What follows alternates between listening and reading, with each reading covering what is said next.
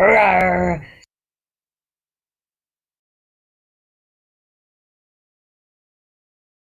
Welcome, everyone, ladies and gentlemen, boys and girls. Please be careful because this show is highly educational. Make sure there is no window licking during this process, as we are about to talk some shh. I said we are about to talk some shh. IT with Glenn and Tony. Take it away, boys. Thank you, Ange. Hey, Glenn. Hey, Tony. How's everybody doing tonight? Yeah, sorry for the late entry tonight. We were just finishing up a great interview, and tonight we great. start at 10. I got to sneak in and listen to some of that. Very good. You know what I was just thinking there? Watching her ad there for the pop to metal. When you want to change a genre, like say going from pop to metal, Right. what's your approach? Is it changing the instruments? Is it changing the arrangement? The It really depends on the style that you're starting with and ending in. And to metal, for example, I wouldn't really be the best judge of what exactly would be the items you'd want to change. But for me to go from from a rock song to a reggae song, for example, would start with the bass line. So I would have to, first start, keep the same chord changes, keep the same idea of the song, but, to introduce those elements that definitely are in the new style. Or would that complement the genre? Because, like you mentioned, bass exactly. there. Like, yeah, if I was going to go take something and make it reggae, Right. bass would be my first focus. And also if there were chords in the song already, and if there was keyboards in the song, they would change to those little chirps, because little chirps are much more in that reggae style as well. So that's just taking looking at kind of the definitions of the new style that you're changing it to, and incorporating those into the structure musically of the song that you're dealing with. Yeah, it's going to That's be the approach I interesting take. to see how people translate pop into metal. Oh, it's going to be fun. Whether Absolutely. it's about the distortion, whether it's about the singing style. I would say for sure it has to be about guitars, and I would say for sure it has to be about whether it's all blast, not all blast beat, but if there would be incorporating of things like that in there, and fast timing things, those sorts of things are all elements that I would expect to see. At the same Oh, time, people might especially just with do it. these Just metal they with could just these do it while taking. metalheads, you Somebody know could just take a you are going to vocal. get blast beated a little bit. Oh yeah, but somebody could just take a vocal, for example, and just do a complete metal vocal on top of the song the way it is almost, and that would already be technically turning it into a metal thing. But you'd be missing some of those definitive things, some of those things that are definitional about the style. Hey, so what's happening? So He's up or he's off today, oh, or home early? everything's been done in Japan. Sure, absolutely. Japan tends to do it first these days. Yep. Whether it's robot music or whatever, a lot of it would probably come from there as well. And it's true, a lot of the like anime music out there is a hybrid of pop and metal. Yeah. And I've seen, and again with metal, that there's so many different styles of metal that you guys talk about, that some of those definitely not necessarily bleed over into, but share, very close relation with several other styles, of course. So if you talk about mellow metal, you're getting close to, several other genres. If you're going for, that more rock metal or laid back, then you're getting to those different areas. You're getting closer to different genres outside of metal at that point. Well, and nowadays you're actually hearing, extreme metal is permeating into all genres at this point. Mm-hmm. Indeed, it is. Good to hear. There've been a number of things I was looking at in the last couple of days, actually, about songwriting, and several of them were about songwriting charts and things that we can find and look at and use as free resources. So there's one webpage, or we'll look at it a little bit later, but I found a YouTube and followed it to get some free charts and things like that, and started looking into them. And what I like most about those is just kind of sitting back from the chart, like seeing what's on it, and just a lot of times there's just a ton of information to take in, and it can be overwhelming a lot of times looking at what's available there. But if you just kind of sit back and look at what you know and kind of where what you know fits into the chart, and then seeing what it also exposes, or what kinds of information or relationships you can see from what comes out of it. So some of it's pretty cool. Some of it is definitely overwhelming. Like you can get way far into it and looking at, modes of harmonic minor and things like that, which, are things that are good to know, but they're not the kind of things that somebody needs to learn on, the first day of music theory class, for example. So it's important not to go too far one way and not too far the other way. So we try to find stuff that's kind of in that middle ground where, people have a good understanding of music already, not necessarily solid music theory, but at least a solid understanding of how music goes. And then we can A kind of little build from that. foundation in music theory goes a long way. Yeah, You don't absolutely. have to know it all, but you do want to at least start to know some of it. And recognizing it is important too. Recognizing what things are and how, like, what things sound like. The difference between a major chord and a minor chord. Well, let's get even simpler. A chord.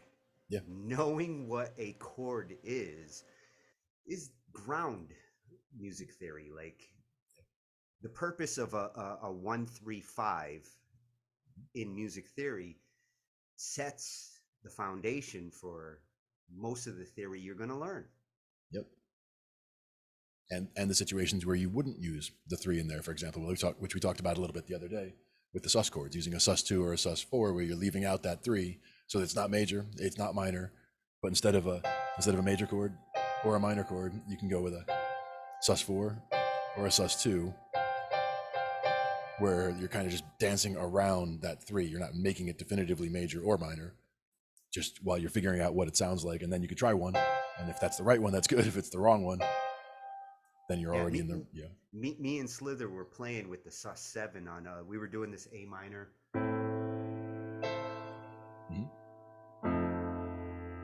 The F sus7, these two chords together. Nice.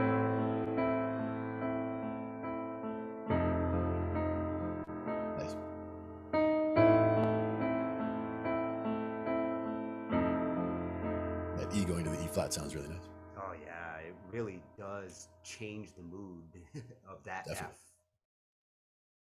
And it's funny when you start flipping chords around and seeing which parts are which, it's hard to say what exactly that chord is, even just looking at it that way, trying to figure out where does it come together as the triad that you'd be expecting, if it ever does. And it might not even. I wouldn't have recognized the chord if all the stuff you've been reinforcing for like the last year and a half, when we were doing it, I was like, what is this chord? Like, Joe was playing it and I figured out what he was playing, and I'm thinking of the E flat like it's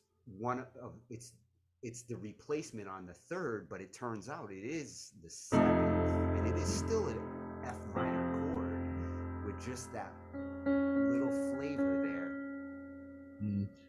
The F minor, and then you're adding the well, going from A to F by itself, I mean, that sounds nice, but it's it doesn't have that mysteriousness to it that the sus brings in.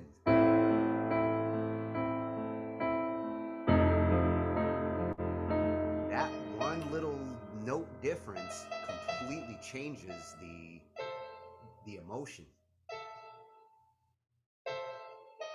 Yeah. And I like the way that the A also was there at the beginning as well. And it does that thing you were talking about where like that one little change here,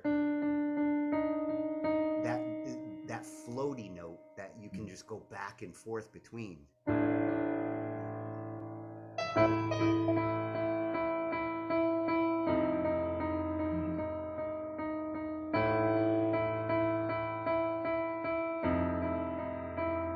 And that's almost where, to me, that feels like it should be the 3. So like that feels like that should be the difference between like a C major and a C minor,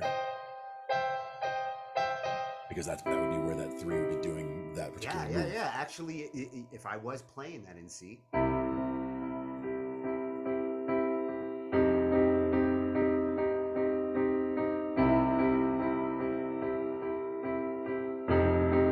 I mean, it doesn't sound as dark as starting with the A, but at the same time, you just start a little brighter with the C.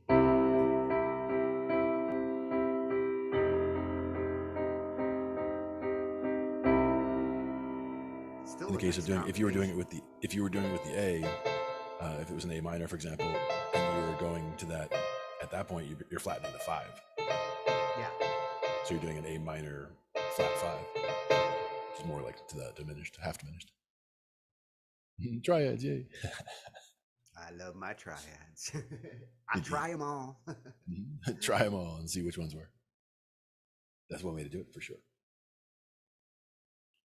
But it was definitely good to look at some of the chart stuff. And again, we'll look at some of that later. I don't want to get too much into it because it's a lot of information and I don't want to overwhelm people. Like if you try to look at it and you're like, oh my God, there's so much stuff on there. It's one of those that it can just make people not even want to look at it at all. Well, and even with music, even with music theory experience, it took me a moment to soak in that circle of fifth charts, but thankfully, and there's some of those incorporated in here too.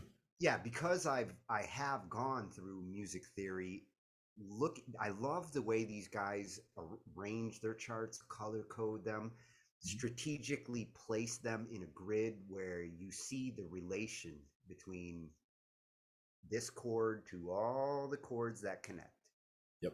And that's one of the things that I like most about this site that I just found is it's basically a songwriter's toolkit is what this latest set of charts is. Found a songwriter's toolkit? Oh, yeah. I'm intrigued. yeah. Let's check it out a little bit. Might as well get that over there.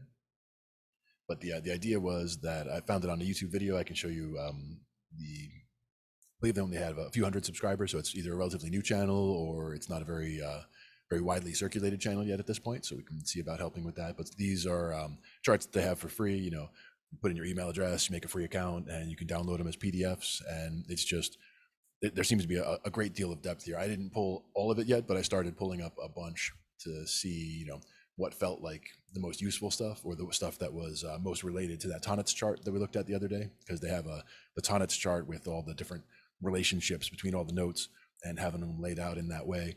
A lot of stuff that you can get by looking at it, but again, it can be overwhelming if you try to, if you want to look at it and be like, I'll never understand everything that's on there. And that's not the important part. The important part is just to be exposed to some of it and see which parts make sense, to try to pull away some information that you can glean by looking at it. Yeah, to understand a little of it. Hey, Maha. Hey, Kiefer. Is valuable enough to evolve. And when it eventually all makes sense, that's when you've evolved. There it is. Yeah, I had to bring that back up. Okay, so what we'll do. Hey, Queever. Good to see everybody tonight. I'm going to get into a little bit of theory here just to see about some stuff. There's a couple of ways we can do it, but I think the best way is for me to just go ahead and share it, probably, right? Let's do it that way. I was thinking I could also just cable modem. Yeah. No, I was thinking I could also just do it from the OBS, but I'll do it this way. This will be better. So we do have a bunch of tabs open on there that I'm working through, but get the green bar out of my way. And this is the place where I found the Look video. at that color coding. It actually does make sense to me now that I've looked at it long enough. And there's definitely, as I said, there's definitely a lot to it. So it's one of those things that I have a better, a blown up version of it. But the idea for this one was to see where it came from. And it's songwriter.studio is the I really page. like the one in the top left and the one in the bottom right. Those right. two. The top left is the tonnets chart. Snap into my and brain. The bottom right is one of the circle of fifths charts. And these are, once you go there, again, I have not contacted them at all. I just found this earlier today, but it was one of those things that when I found it and started looking through it, I'm like, this is something that we should definitely look at. In the corner, you see where it has free charts at the corner of the video here, and you can just go there to get to where it brings you to their site. I'm on my way. Yeah, it brings you right to there. You make your free account and just go right to click here for your free. Oh, beautiful. Songwriter.studio. Even cooler. And then once you're in there, there's a whole bunch of everything's laid out in terms of lessons and charts and all that kind of stuff. And again, it's all stuff that you can just download or look through. But just to refresh, and again, I have a very solid understanding of music theory now, but for somebody who's not a jazz person, because you can get very far into a lot of that stuff, and I'm still starting to explore that more. But for the moment, I have a pretty solid understanding of what happens in most music that we listen to on a daily basis, and can hear changes coming and things like that. And some of these are important for that, and some of these are just kind of cool for the way that they approach it. Even this one that's up here now, I'm not sure if that's blocking your view there. They functional start with the diatonic progressions. third, huh? You don't have to. That's the thing, is it's basically, if you see on the right where it has the 1 and it says like enter anywhere. So basically you can go 1 anything and then, build it from there. But it's just that nothing really goes to the 3 except for if you went from the 1 to the 3 is what they're trying to say with that essentially. But from the 3, you looks can like either it's come. encouraging practice. So like you mark as complete when you. Oh yeah. Once you like master, if you want, once you master this, you can move on and go to the other. But the download is right next to it here as a PDF to pull down like any of the lessons. And so like if I wanted this particular page, I don't remember which ones exactly I pulled down, but I have several of them. This is for progressions. This is a good one that we're going to talk about in a few here also. Awesome. Where we have 3 chord progressions and the color coding like we talked about. Red's the 1, green is the 4, blue is the 5. They're always going to be that way. The purple is the 6. See, now I've been wanting to do an exercise for myself where I want to identify each note in a color. Like what is the sound of, what is the color of A? Sure. Not A major or A minor, just the color of A. Mm-hmm. And in this case, these are triads. So these are 3 chord or 3 note chords for this particular one. But there's a few different ones. That was just regular progressions. This is progressions from #1 hit. So there's a whole bunch of different ones from common popular songs so that you can see, which ones make sense, and you can try all of these out. You can even by glancing at them, you can see what they are based on the colors. Like where you see the yellows, I can see that that's a 3.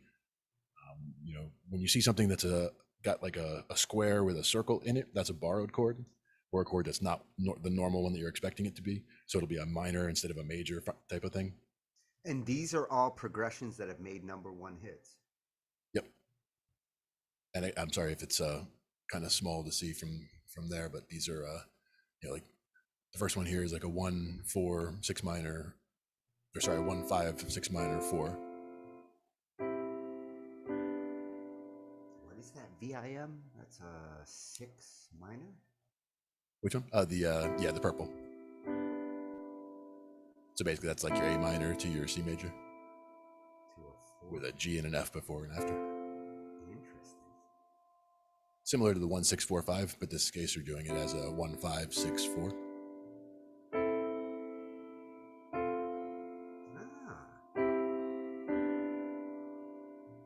And the beauty of it is just how much information you can get out of that. Because again, if you're playing in, let's say, C major, but you could also play it in, B flat minor or whatever. You could play it in any key that you want. Well, right now I'm trying to play it in C just to get. No, but that's good. That's where you get the feeling of the chord progression into your ear and under your hands. Definitely works well that way.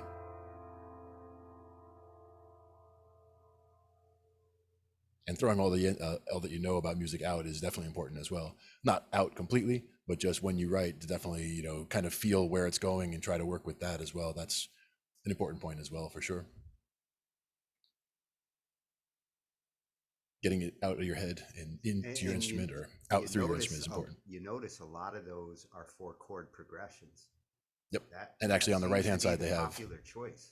Yep, on the right hand side they have the 3 chord ones, because there's only so many really that are popular or that make sense, let's say. Now, the 3 chord versus 4 chord progression, is that a timing thing? Like, is like a 3/4 tempo going to lend to 3 chords versus say 4/4? Or you could use either in either. It's more just how it feels, like how it comes around. Like if you did a 1 4 5, if you're doing 1 4 5, then when you land on that 1, you're coming back to 1. But you could also have a 4 chord progression where you're doing a 1 6 4 5, and then you're coming back to the 1 after 4. So where the landing actually hits. Like yeah, you'll feel it coming. Hit on the beginning of the measure. Right, and you should feel it coming. And actually, that was the important point about that first chart that we looked at with the not the progressions, but this one, about this little cycle here. You see how the 4 and the 2, you got the 4 above the 2, the green above the orange, and then next to it you've got the like pink above the blue. So the 7 above the 5. Each of those, like, they're organized that way on purpose, where like the 4 and the 2 are together in that group, and the 7 and the 5 are together in that group. And by being in those groups, they mention them down here. I mean, again, I apologize if it's too small, but the subdominant and the dominant So like the group on the left and the group on the right. So if you look at the way chord progressions go, like if you're familiar with jazz and you know of a 2-5-1 progression, you can see that comes right across the bottom there, where you're going from the the orange to the blue to the 1, 2-5-1. Interesting. What Also, if you're doing what is the function of a subdominant? basically the subdominant are the 2 and the 4, and it basically pulls to the dominant. It pulls. The one thing is also looking at that tonance chart also helps. It leads to the dominant. It's kind of why that cadence feels so right, because it goes from the 2 to the 5 to the 1. You could also go from the 4 to the 5 to the 1. If you see how you do that, like from the green to the blue to the 1, like you see why that feels so solid. That's why all of a lot of the cadences filter through those groups that way. Like they're going to come through the 4 or the 2, and it could go from the 4 to the 2 and then over. Just like when you get over there, if you took the 7, you could go from the 7 to the 5 and then to the 1, or you can go from the 7 directly to the 1. So there's a lot of different, options of different ways to make a progression work here, but understanding them in this way helped me a little bit, just in terms of the way they go together and how this one pulls to that one. So if you wanted to get the 3 in there, you could go from the 3 to the 4 and continue from there, or you can go from the 3 to the 6 to the 4, or the 3 to the 6 to the 2. It all depends on which way you're trying to feel it out. But this is kind of better than just trying to hit random chords and seeing if they feel right together. It's more like trying to follow the path through different ways and see how it feels. It helps with the longer cadences, because again, those little 3 and 4 chord progressions, we could make those all day and have new ones all the time. Certain ones will sound good and certain ones won't, and you'll see how certain ones will feel like they pull to a resolution and other ones will pull away from a resolution. So it depends on what you're trying to accomplish. Yeah, you will know when you're playing a chord that wants to be resolved. You should. Yeah, like exactly. You want to recognize when a chord, you might not even know it like consciously, but you will feel it. Anybody who listens to music, whether they're trained or not, knows the feeling of like, finish that chord. Yep. You don't want it sitting there like in suspense. You should try a couple of these. Like we recognize them already, like, the 1, 4, 5.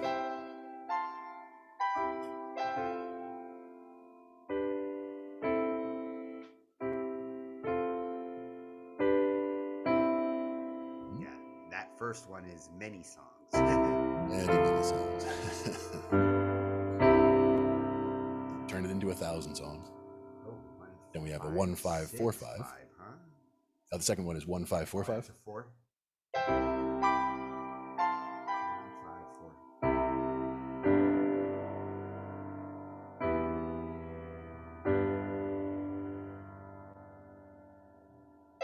1, 5, 4, 5. Yeah, from C, G, F, G.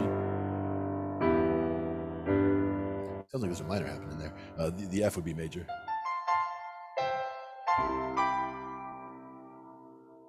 Well, the 5 is a G, right? Right.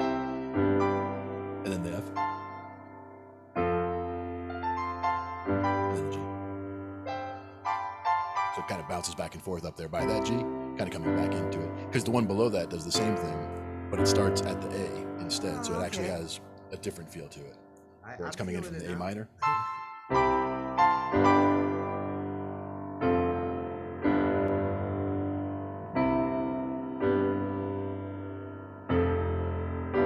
And that's another one for inversions, where instead of jumping, or some people would jump from the 1. Well, yeah, I had to the 5, I had to invert it to feel it, because I was trying to play it going up with my inversion. Yeah.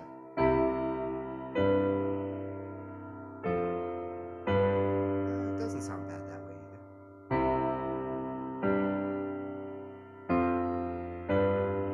For the lack to not have it to has jump, a different accent. If you do the inversion that way, you hear the highs a little more.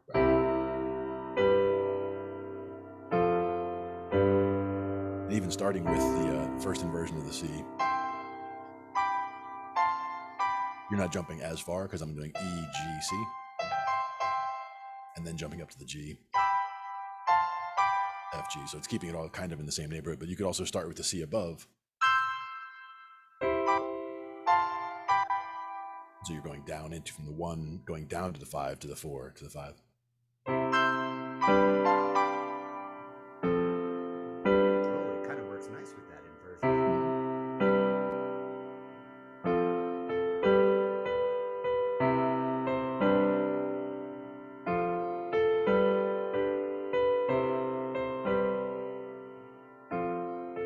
that's the kind of thing you could run back and forth all day on because it just sounds so nice.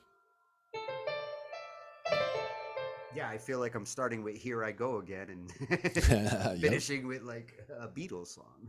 Yeah, and if you were to like step up the tempo and put some more energy into the chords, then it can take a totally different type of style as well. Another one to look at here is the one right below that was 6-5-4-5, so it was just going right down from that A minor. So that's kind of bouncing around with the progression.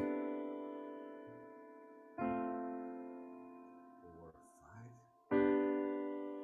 And since it does that, it kind of just would end up going back and forth all day, like 6-5-4-5, 6-5-4-5, and you can just run that.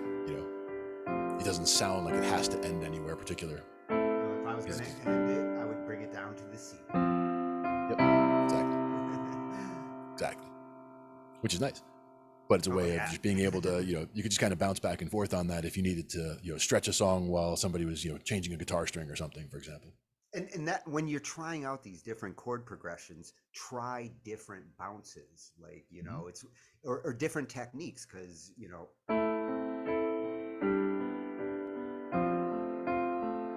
has a different feel than try different bounces. Try, and even even your playing progressions get more interesting when you try attacking them in different ways.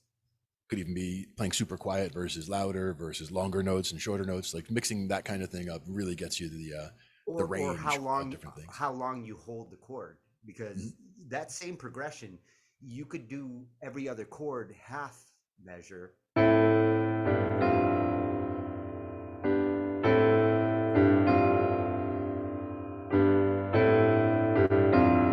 Has a different feel than holding the same amount of time for each chord. Absolutely. These are like, we only got 7 notes and all the semitones, but these are the things that allow us to just continue to make original music that is new. We do all have the same bag of notes. Yep. Yeah, but we all have different bounce and different moods. Yep. And like that next one, stepwise, where it's just going from the 1 to the 2 to the 3 to the 4 to the 5. It's working its way up. The 2 and the 3 are both minor. The 4 and the 5 and the 1 are all major. What and is it just that walks its way around. 1950s hiding down there in number 8?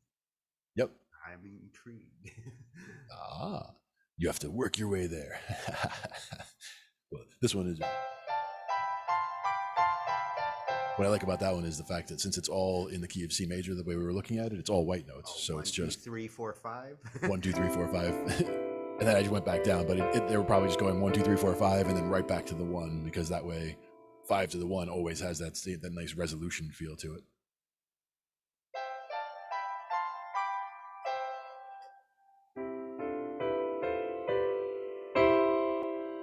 Yep, You getting that one invert up top. that exactly. last C, it really goes up. And go up and down. Nice. The next one is a circle of fifth, so it's just going around,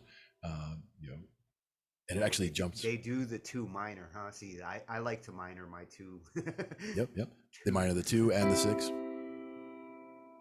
Still fucks me up trying to do it, though. Is that a 6 minor? Yep.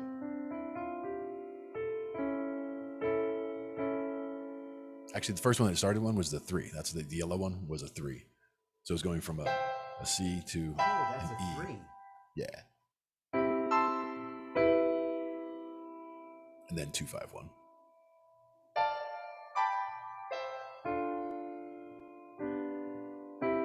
And that's where that 2, 5, 1 that I was talking about before comes from. Because when you start it this way, you're getting all of the chords in there except for the 7. You're leaving the 7 chord out. We're not going to even talk about him at the moment, but like this progression covers everything. Is the bastard child in this case. It's the bastard child. But the thing about the 1 and the minor 3, those first 2 chords, the 1 is the C, E, and G, and the minor 3 is the E, G, and B. So you've got 2 of the same notes in both chords. So you're just flipping the C in it. And I've noticed a lot of times when you do modify a chord for the sake of sound, it is the 7ths and the 2s that tend to where the modifications tend to happen. Like I like to change my 2nds and my 7ths. Sure. Now with the 7s, that's one of the big things is that's how you get that dominant feel on the 5. On the 5 chord, you'll use that minor 7, even though it's a major 3, which is one of those that gets you, like if you're playing in C major, if you were playing C major 7 would be with the B, and you get that kind of a feel. But if you were playing in the key of F as the main key, and you were playing the C chord, you could play C dominant, where you're using the B flat, even though you're using the major 3rd. Oh, you flatten the B? So yeah, you flattened that B. So instead of that, you came down to that. But you do that, you really only do that if you're playing on the 5 chord, as far as most of the music that we listen to. If you're playing on the 5 chord, so if we're playing in the key of C, like we were a minute ago, then if you're playing the G, normally the G would have the F sharp in it, but you would be playing it with the F natural. So it's already the dominant, and that's a G dominant. And you get that sound to it. And you'll find I got that shit stuck in my head. And that's instead of getting, and that's instead of that F sharp that would normally be in there, if it was in the key of G major 7. But that's where, changing the 7 is one of the more common places to change what you're doing, and changing the 3rd is what defines it's either major or minor. When you get to that 2, there are a couple of modes where you're flatten the 2, where instead of playing D in the key of C, you might play that D flat in the key of C, but there's only 2 modes you would do that. One happens to be the mode you use a lot in metal, which would be Phrygian. Yeah, so I was going to say that's very metal. Exactly. Or like Jaws. Or Jaws, yeah. Anytime you get those 2 notes right next to each other, you get that almost tension just automatically between the notes. But if you were to stretch those 2 notes out even, if you played one an octave higher, they clash still, but not necessarily as badly as they do when they're right next to each other. Oh, they really do clash when you go up an octave. Yeah. That really does sound different then. Now, what clashes the most would be the tritone. Right between the F and the G in the key of C, with that F sharp. The tritone. But it's important to understand, like, that's not a wrong note. It's just understanding how that sounds. And it has a different effect, whether it's wrong or exactly. not. I mean, I guess if you're like making a horror soundtrack and you want to make people, feel squeamish for a second, helps. Sure. And also, you know how they have some of those candy where it's like candy and then it has the sour coating on it, and like the fact that it makes it sour first patch. makes it that much sweeter, or even the reverse, where if they make it sweet first, it makes it that much more sour. Same thing can happen where if you want to have a really beautiful, sweet resolve at the end of it, you could make it more traumatic in the middle, so that that's when you come home, it's strong.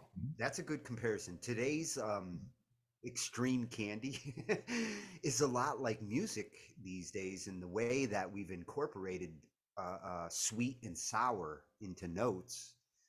Music has evolved a lot in the last 150 years when it comes to that. Before the 20th century, it was all theory based and suggesting that you only play these notes. But the 20th century has really opened up all sorts of possibilities. Absolutely. We found our way down to the 1950s there. What do you got? Well, you started getting composers and writers who really went out the box. Stravinsky, one of my all-time favorites, because he just experimented with everything that shouldn't have worked based on traditional classical music. But he wasn't a traditional classical composer. He was a 20th century avant-garde composer trying to see where sound could go. And he kind of pissed people off, like the Rite of Spring, when that came out that night, it caused riots in the street because people were like, "This is not music." And ironically, it is looked at as one of the most progressive modern classical compositions that have been made. One of the ones they mentioned down the bottom here is Pachelbel. So you get a little bit of canon down there. I used to know how to do canon in D. I played it for my sister's wedding.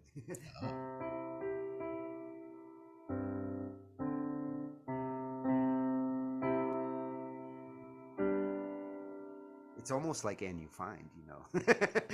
Yeah. Oh, what is the second note on Pachelbel?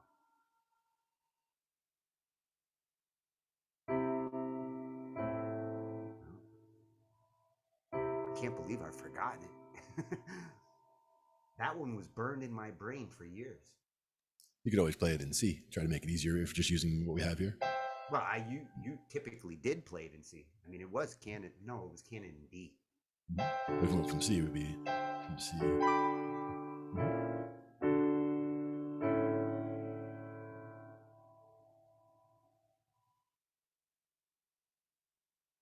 I'm gonna have to refresh my brain on those chords.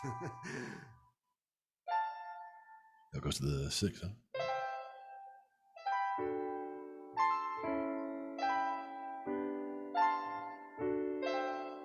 It is almost like And You Find.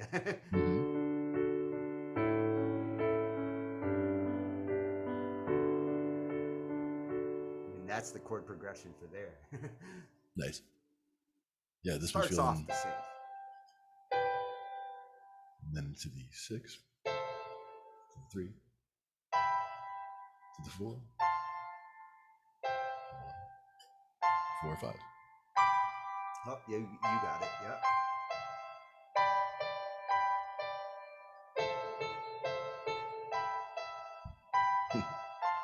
So C, G, A, E.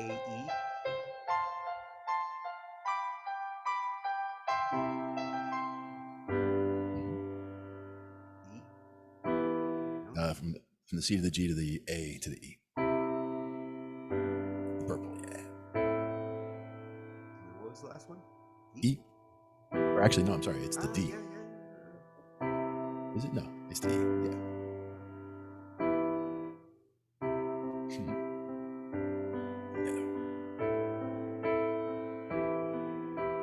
Oh yeah. After the E, it does have another one.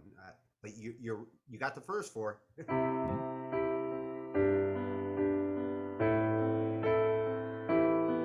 then from that E up to the F, and then the C, and then F, and then G. C to the F to the C. The last one's G.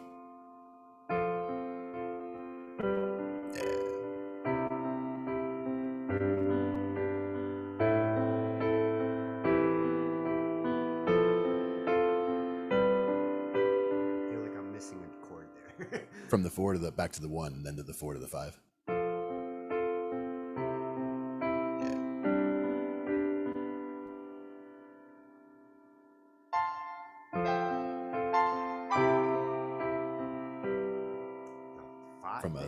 From that C back up to the F and then the G.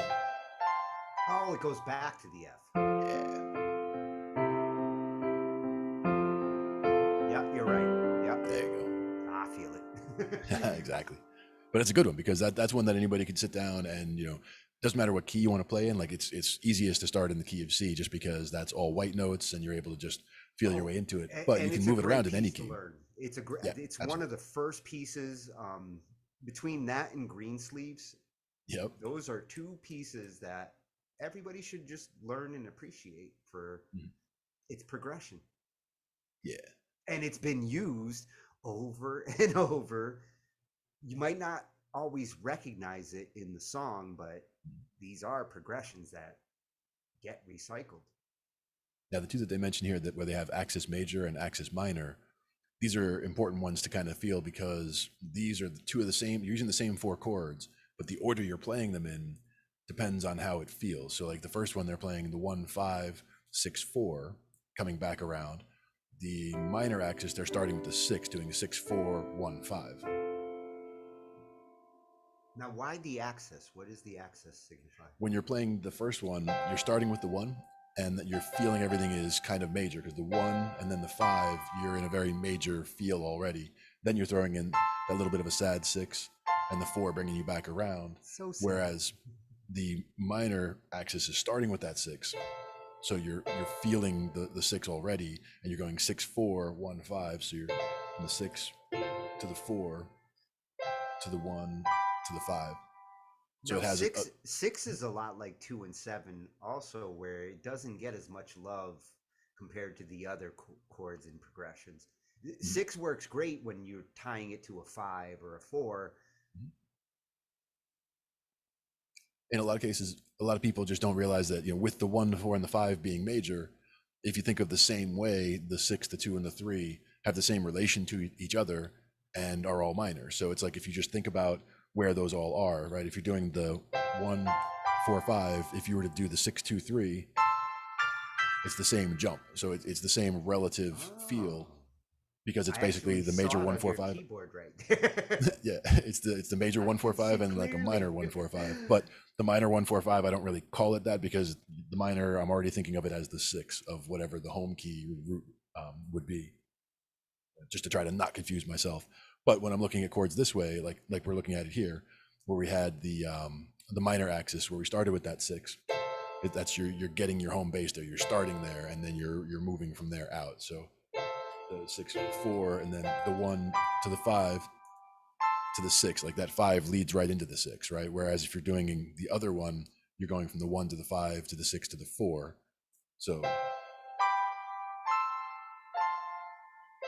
that 4 is leading you back to the 1. A lot of times they would flip those also and make it where you're going from the 1 to the 4 to the 6 to the 5, or the 1 to the 6 to the 4 to the 5. You can mix them all around, but using all of those same chords, you can either have it have a major feel or a minor feel, depending on which way you're focusing and coming around, essentially.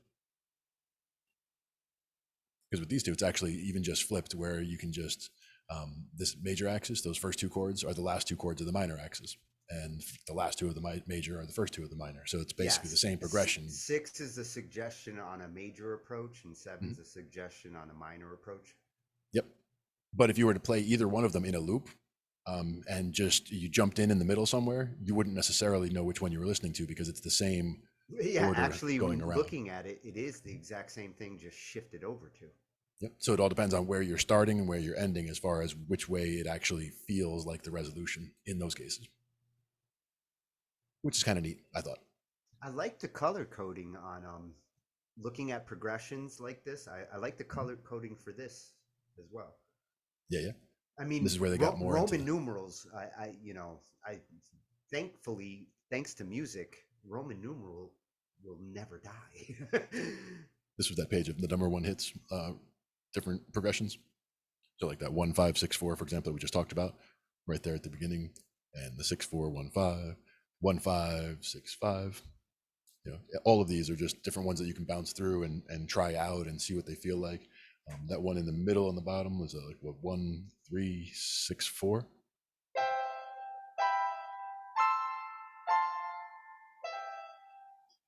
Things like that, and you hear how it feels like it wants to come home. And there's just a lot of these have been tested by other people, and tried out, and they've made many different songs. So it's not like, oh, we're stealing this from here or whatever. This is just an observation of how many different songs use these different cadences. In this case, number 1 songs that use these different cadences. The ears know what they want to hear. Like, music is not dictated by the musicians so much as by the ears of the ones listening to the music.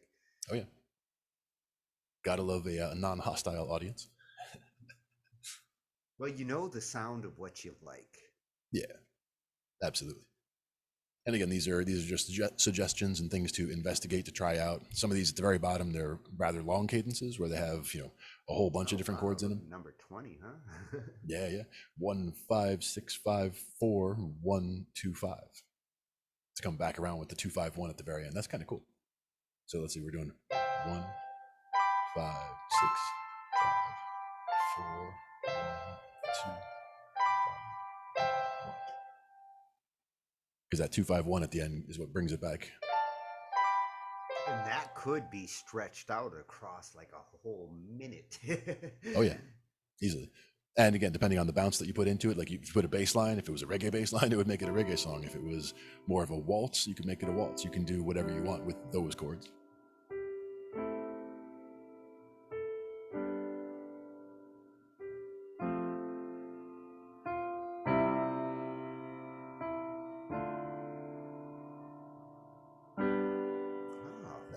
I do like 20. I mean, you could stretch that out.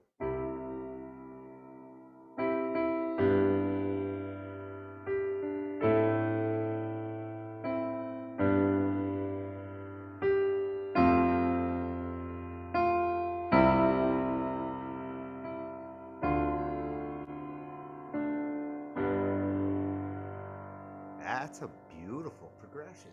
And the one right above it, like this one has it doesn't have the 7 chord and it doesn't have the 3 chord. The one above it doesn't have the 7 chord and it doesn't have the 2 chord. So again, sevens and it does have the 3. So no like whether you use love. 19 or 20, that would give you one of them has the 2 in there, one of them has the 3 in there, but every other chord is represented except the 7. Yeah, just using those 2 progressions. 19 is kind of progressive.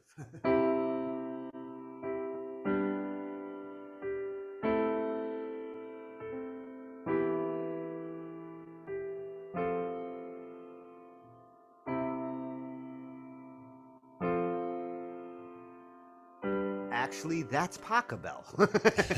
19 is pretty much Pachelbel. Yeah, it's got a lot of similarity to it, sure.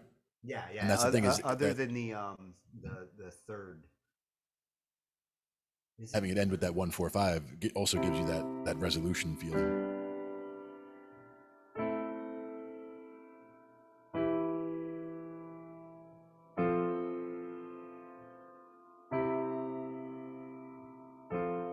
Yeah, that is pretty much Pachelbel. That probably is, and that's the thing is there's a lot of other songs that also were made with that. So this is also, since this is #1 songs, whether they're talking about Pachelbel specifically or whether it's one of the other songs that was made using that same progression for that reason, because it sounds so good. And again, all these are suggestions. The ones that are squares with that little circle in the middle, those are ones that are adjusted. We talked about that, where that's instead of being with those circles. Like this, take the number 7 on the 3 chord progressions, where it's saying taking 1, and that looks like I'm taking a 1, a major flat 6, and a 5. So a major flat 6 would mean you're going from a 1, and then I guess they're talking about doing an A flat, and then making it an A flat major, which seems really weird. Well, how does it sound? Going from the 1. Sounds a little weird. Not bad though. And that's a borrowed chord, so that's one that you wouldn't normally have in the progression. But you can tell by the color that it's the purple, so it's telling you it's the 6. The fact that it's capitalized in there tells you that it's major, and the fact that it's got that little flat in the front, it's telling you you're doing the flat major 6. Yeah, and for those who are just starting out with music theory, and if you want to keep it simple, looking at these Roman numerals and whether they are major or minor, like when you see the little I on a 1, that's a minor 1, yep. Right? When you see the capital I, that's a major 1. Yep. Begin there and also, to understand that, and the music theory gets easier and easier afterwards. And with these, they emphasize it for the 2, the 3, and the 6, which are minor. You'll see that they're the lowercase, and they also put the M in there, so that you have that indicator they put with the the M minor. in there just for reinforcement. Just to be sure. Yep. The Vim. The Vim.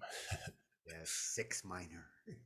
Now there's also again, there's other charts that they had in there as well. This is about the borrowed chords, other things that they could use, other progressions that you could use. Again, there's tons of documents in here, and we're not going to go through them all, but I think a lot of these have good relevance, and ones like this I like particularly from the fact that, again, with the Roman numeral approach, it doesn't have to be, each one of those represents 12 different sounds, because you could play it in C as a home chord, you could play it in F sharp as a home chord. Wherever you start with one, it's going to sound different wherever you go. Now, when they say borrowed chords, that's to reference chords that relate, chords that can replace something you might normally do with that's right, like variation. Like this first one here, for example, is saying we're going to use a 1, we're going to use a 4, and we're going to use a 5, but the 2 is actually going to be a major 2, and that's why it's a square with that circle, because it's modified from what it would normally be a minor 2. The 2 is the one I fuck with the most. If I'm going to change anything in my chords, the 2 is the one. we actually have an original song out in Pennsylvania, with Pepe, where this is one of the progressions that we use, where you're going, for example, this would be from the C to the D. From the C to the D major, to the F, to the G.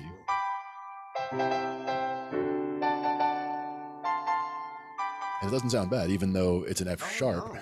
C to D major is not bad. Yeah, because it's got that F sharp in there, which normally you wouldn't expect, because especially when your next 2 chords you're going to play are the F and the G, right on both sides of that. Yeah.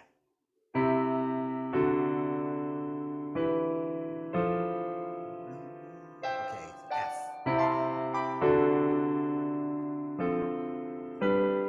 I see. I mean F, G. Yeah.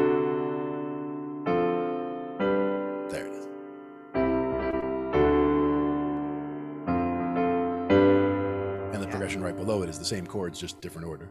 Doing the 4, 1, then the major 2, and the 5. Starting on that F. So they're going from the F to the C, to the D, major to the G. And you could But probably it always name a feels couple weird of to me so- starting on you the could- 4, though. You can name a couple of songs that use that. Oh, yeah. I'm trying to think. I'm trying to recognize To me, I just keep hearing the song that we always play out there. it. And even if you look at the one next to it, the green, going from the green to the green in the circle. Well, I can't really see what it says there. Let me see if I can blow that up a little further. Oh, wait a minute. They're going from a 4 to a 4 minor, number 10. That's what it looks like. That's a little unusual. Help me, I'm That would spinning. be like-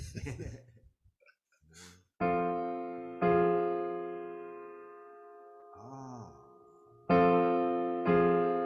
Yeah, so from the 4 to the 4 minor and then to the 1. that's an interesting suggestion.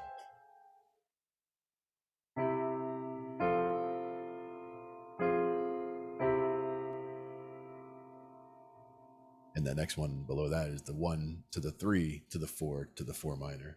Wow, really interesting suggestions.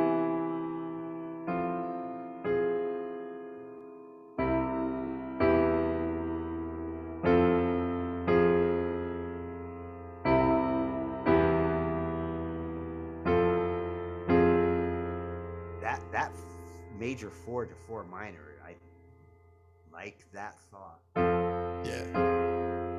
And that's the kind of thing where I might have, if I was doing songwriting stuff, I might stumble on something like that, like hit a note and hit something that was a wrong note and be like, "Oh, I like how that sounds," but I wouldn't know you what to gotta call kind it of, or you gotta kind of feel it out and, Yeah. and see it for the mood that it brings. Yep.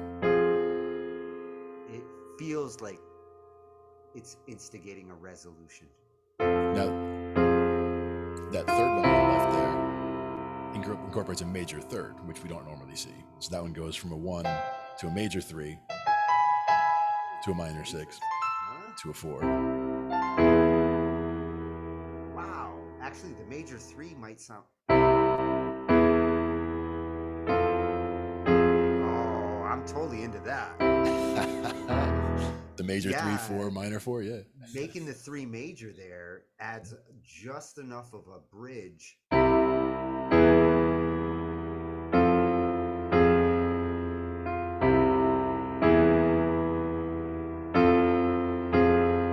Yeah, the major 3 adds an extra flavor to the first half of the progression, and then the drop back from the to the minor is the second half of the change. Oh my God. Look at number 18.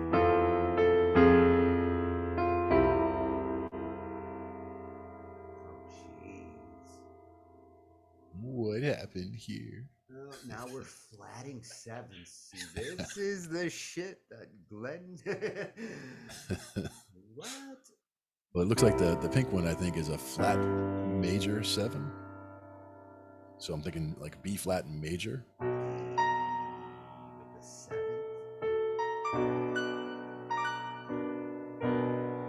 That feels weird, but I can't even get my hands to do it yet. but then you get your 4, your minor 4, your 1, your major 2, 5, 1.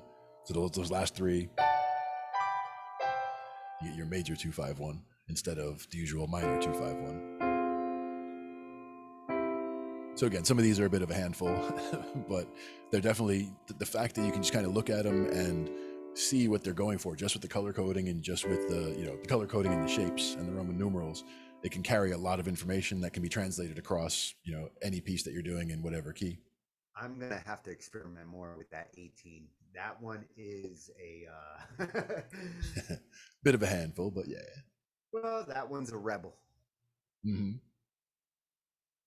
Doesn't want to behave and play nice with the other Well, keys. it's brave. It's really trying to go into some new direction. Extra bold and spicy. Yeah. So like one of the other, this is more like into the chord basics, like some of the other stuff that they have on the site here. And this one is, again, we have charts, we have explanations, we have all kinds of things that relate back to everything. In the bottom, it's got some of the different chord types that you can do, with major, minor, dominant, all that good stuff. But just the fact that these are all things that we can just, go and get and look at and look through and see what makes sense. So that was at songwriter.studio.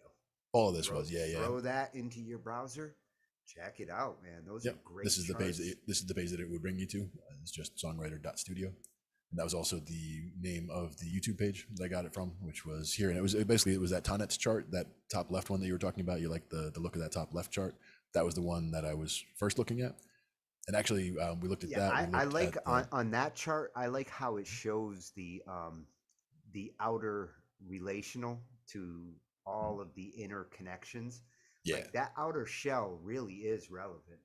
Oh yeah, and it's basically where it all wraps around back onto itself again, where everything comes back around the other side again. Wraps around back onto itself again, where everything. Always a good thing. But the other thing was, we looked at that part. We looked at the part in the middle on the right there, where it had the bouncing around. He shows the color legend too there on the what's that? Right, the color legend, like C1 being red. That top right, actually, that was the other. Orange. That was the other section that I was going for, was the so this is that whole composite chart, and this is the one that I didn't want to look at first because this is could be overwhelming, and I think, I'm not sure if my stuff's coming in too clearly at the moment. That might be better. Looking good here. Okay, good. So in this case, it's that Tonnet's chart that you were talking about on the left there. That's got a lot of information, and I mean, we could do an entire hour just on that sometime, just talking about like what all the different chords relate to each other. In this case, that Tonnet's chart is in the key of C. So it's basically relating everything back to C. You see how C is that red triangle in the middle. That's C major. Underneath it would be C minor. But all the chords that are in the solid triangles are the main chords that you would play in the key of C major. So you've got right to its left is the F major in green, and the G to the right. Yeah, and if you look at that line straight across the middle from the E flat to the B flat to the F to the C to the G to the D to the A to the E, that's fifths. Yep, exactly. When you're going across, like you're going from the F to the C to the G. Glenn. Exactly.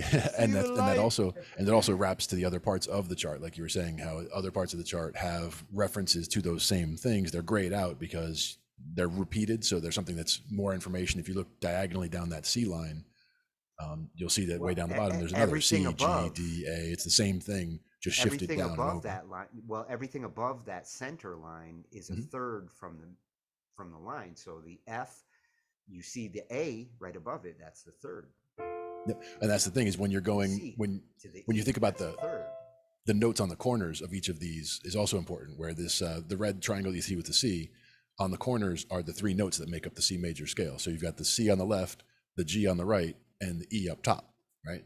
And so the two chords that share two of those notes with the C major are that A minor over there and the E minor over here, because the E minor has the E and the G, and the A minor has the C and the E. So you can see how they're all connected on these triangles, because if it's next to one of them on a triangle, it means that it shares two of those notes with that chord. So that's why those all are right next to each other, because they share so many notes together. And if you go diagonally up to the right, you're going major thirds. And if you were going diagonally down to the right, you're going minor thirds. So if you go from that C diagonally up, you're going to the E. If you go from the C diagonally down, you're going to the E flat. And that's why the top triangle is a C major triangle. The bottom one is a C minor triangle. And that's also how those are related to each other.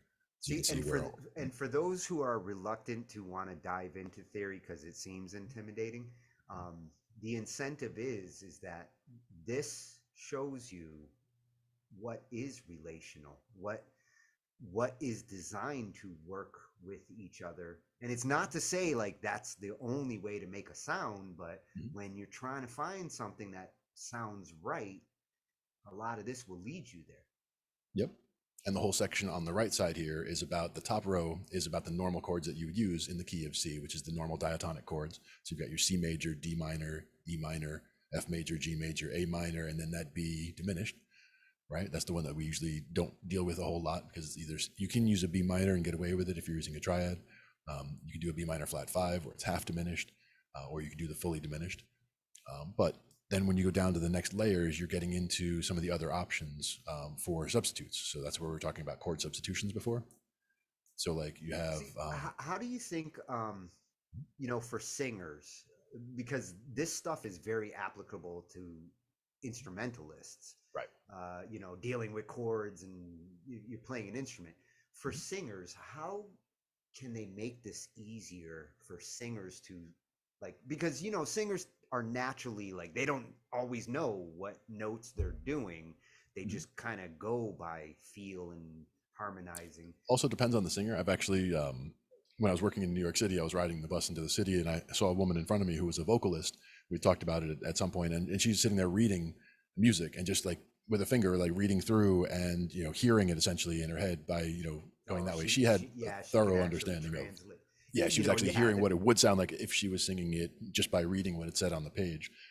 And to me, that was amazing. Like to be able to just sit there and essentially read music and hear what you're looking well, at. hey, the great singers who do get trained, especially early on with like chorus and learn to visualize their pitch in their mind, can see the relation here.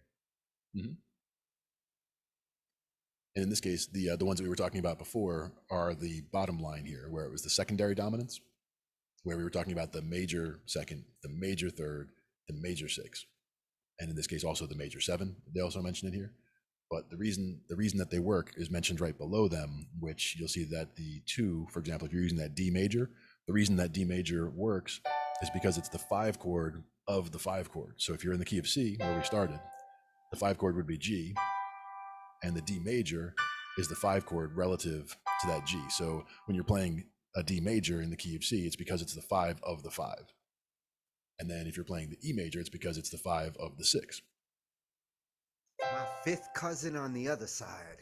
Yep. But that's kind of getting into why you can use those other chords. But these are the ones where they have one of these whole songwriter charts here, because that's what they call this whole thing, is like a songwriter composite chart.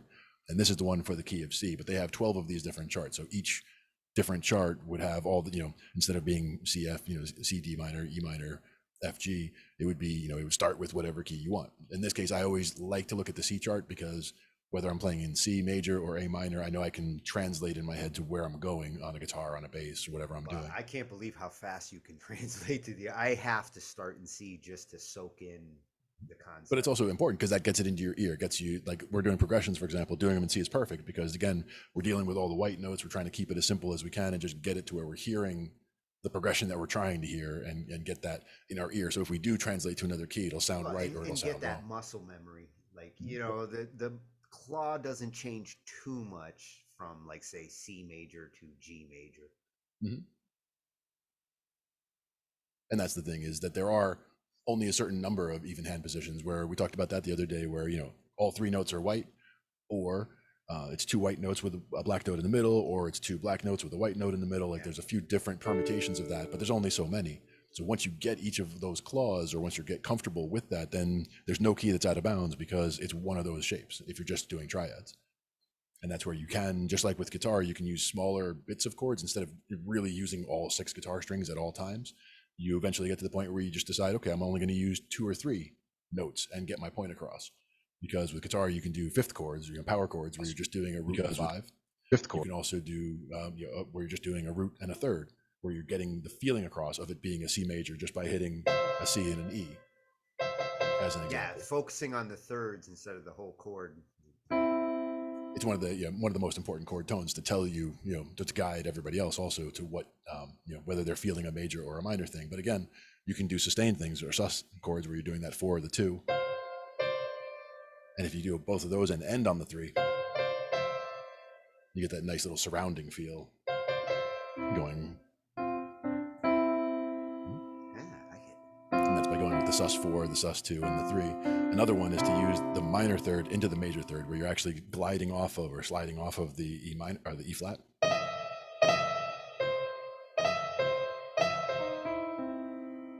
And you doing it as a slide, it gives you that, because you want it to be a grace note that's barely there. And it would usually be in like a bluesy situation that you'd be using that. But let's say you were singing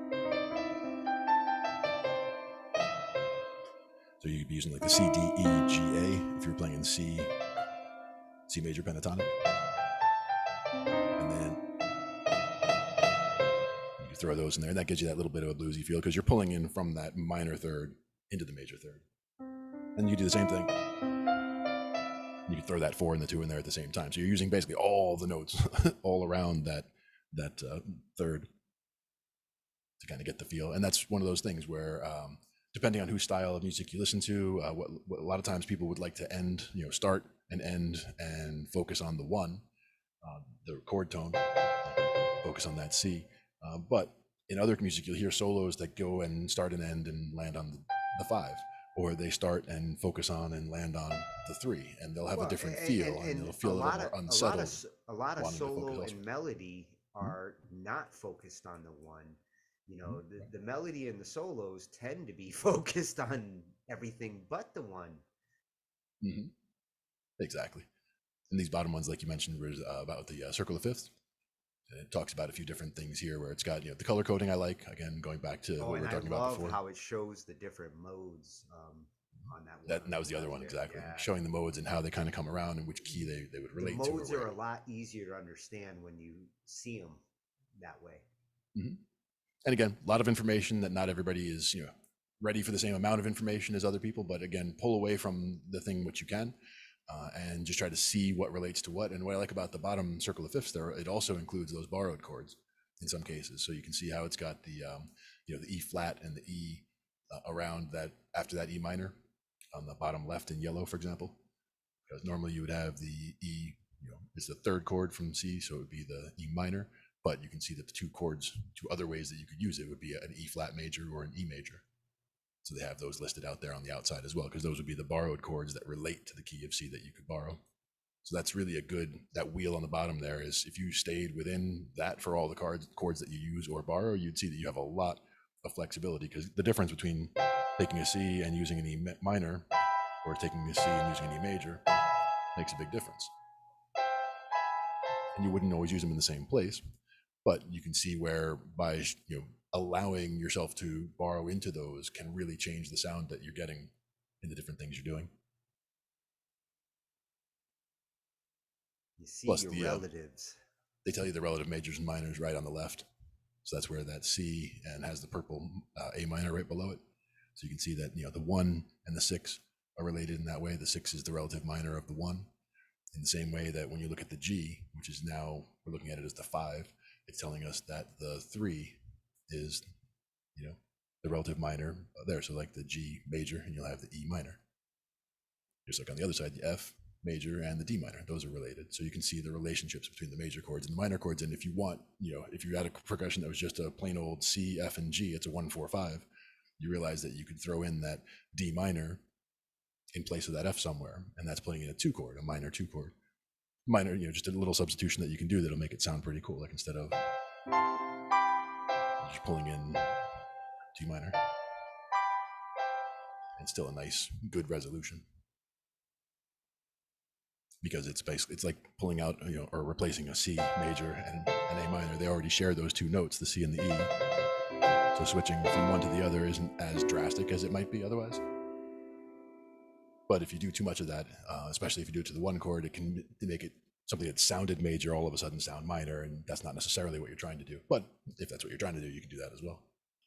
But again, this has a lot of information here. It can make your head spin just going through stuff. Even when you know a lot of the stuff that's on here, you can still just pick up different things by looking at the way they have, things laid out. Take it in stride. Like you don't have to soak up all this theory. And there will not be a quiz at the end, but if you pull anything from it, it's, that's a bonus to me. If any of it makes sense or makes anything make more sense than it did previously. I'll say it makes more sense seeing these kind of color-coded charts. I mean, I spent years doing theory, and a lot of it didn't click in. Even in class with teachers explaining it and looking at these charts with just a little bit of color coding and relational arrangement, clicks. Changes everything up. The next challenge is to actually implement it. Like I can see the relation in that chart. Now I have to feel it and hear it. Yep. And that's where experimenting comes in, and just, whether it's checking out different progressions that we, looked at, Some of them sound like they don't resolve to where you want them to, right? Like if you went 1, 4, 5, 6, it doesn't feel right because it feels like you're trying to get somewhere, but you never actually get there. But if you use those same chords and rearrange them where you're going from the 5 to the 1 at the end, whatever you do with the 6 and the 4, whether you go 1, 4, 6, 5 or 1, 6, 4, 5, shouldn't matter.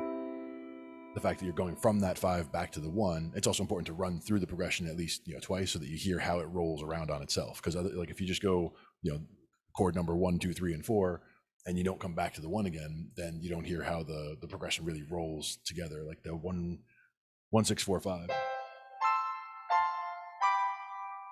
But you have to actually hear how that 5 pulls back to the 1 at the end.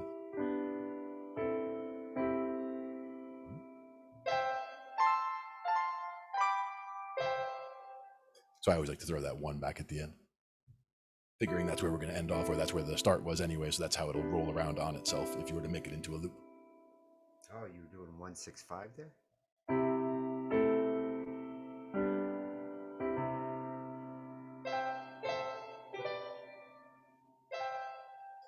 Nice. See, and again, try different bounces. Try holding a little longer. Change how you attack the progression, and you'll really get to feel out your options. And different rhythms and all that kind of thing.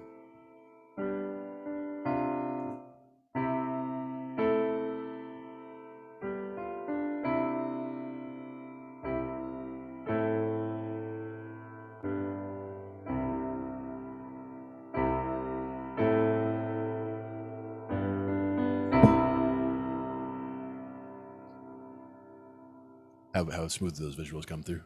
Oh, they're looking nice. I was trying a new thing.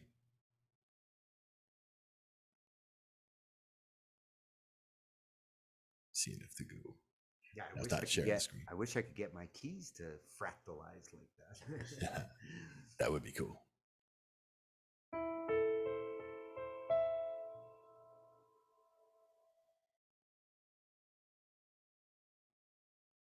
I definitely like the way these go.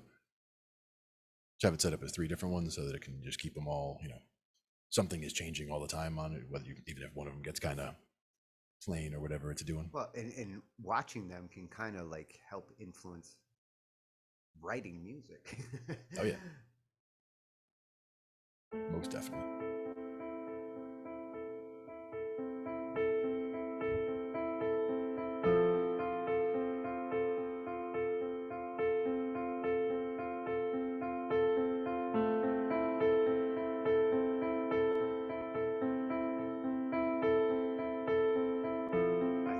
Think of a reverse clock.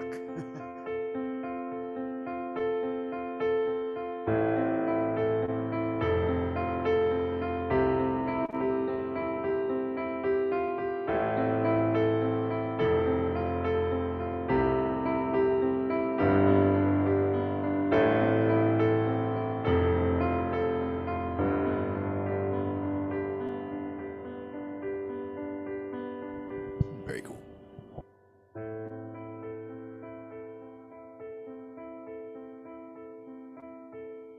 And that was a 1, 6.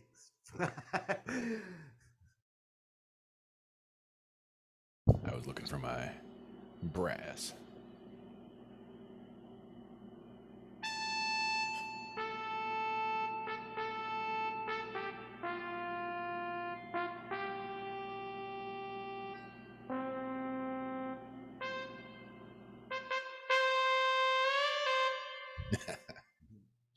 Little brass bend. Gotta always love that. No, it's a black hole. That's why it was over there. That's where it was. But we can also do that one because that one also has the other visuals that we had over there. I still haven't made the keyboard view. Yeah.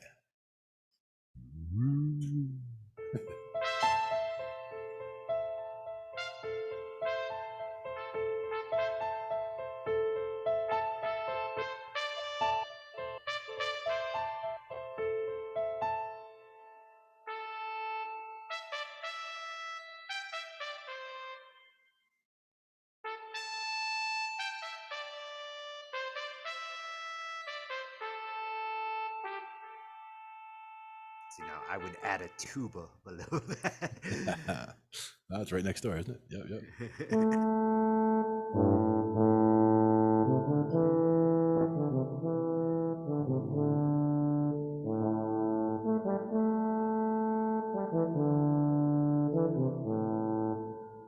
Nice.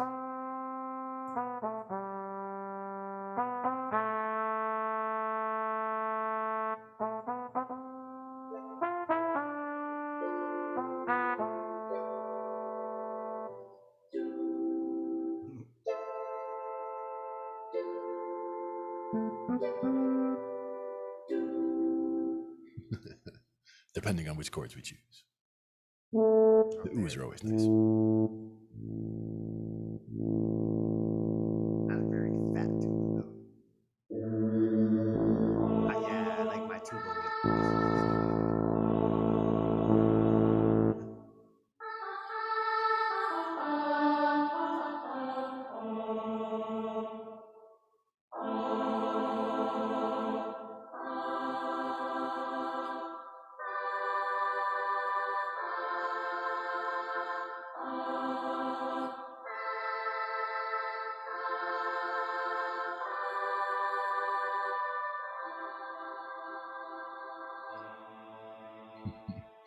Sometimes chords just like coming around and you're like, yeah, that's where they go.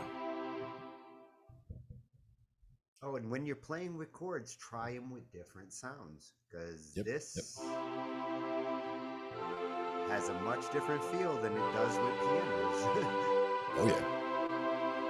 Not only that, but also playing them spread out more or closer together. You know, those kinds of things can change to different inversions. All that can make a whole huge difference. Sometimes the sound makes me want to invert in a different way, especially with strings. Yeah, like if we were doing 2-5-1, like we were talking about, if we were doing that in.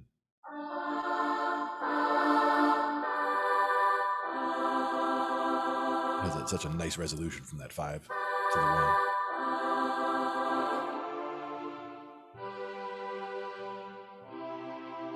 So any of those progressions that either the whole progression is 2-5-1 or whether that's just the ending cadence of it, just has such a nice landing.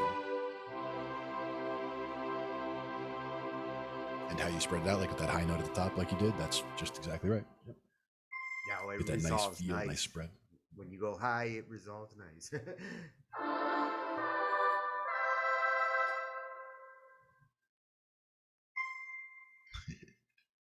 Extra high. Got to throw one of those. Am. We had the oohs, we had the ahs. What about the synth voice? Not too much different. Yeah, see, my synth fox.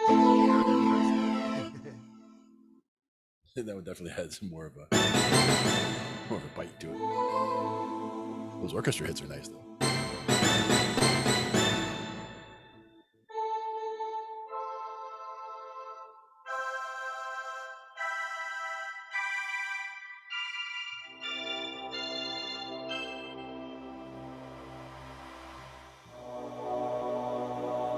Nice. Yeah, it's very breathy. I like the patch. You just can't hold it for too long, or it like washes out. Yeah.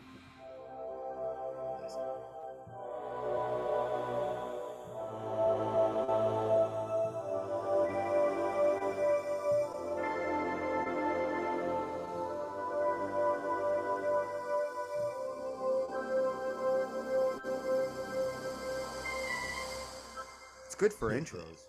Yeah, you can definitely hear like it wash, and you can have that build up into a whole nother thing if you want to. And then the drums kick in. We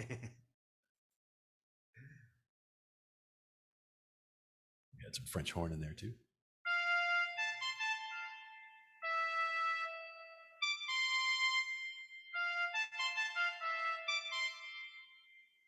Oh, I know that song. Little pieces, yeah. When I start playing notes and like it'll register, like, oh, I recognize that from somewhere.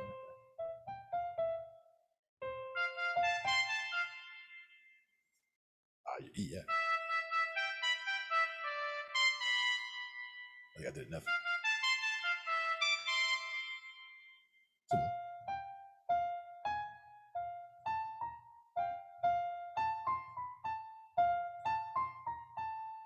I see. I was going right up and down the same 3 notes.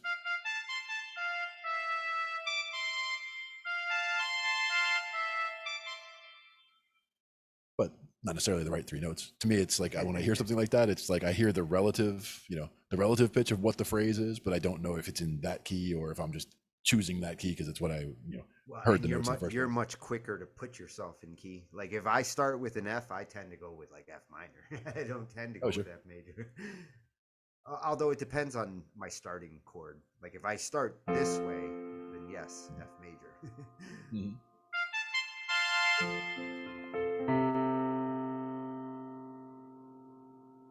F's another good one because it only has the 1 flat. Yeah, and it's an easy flat to hit.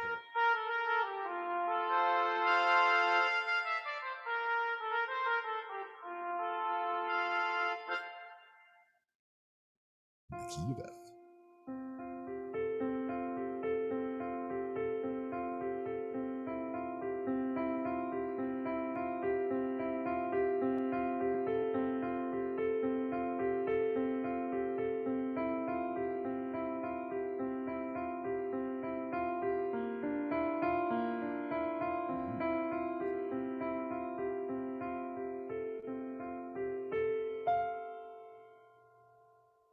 Nice. And I forgot I didn't have my keyboard up. Uh-oh. This.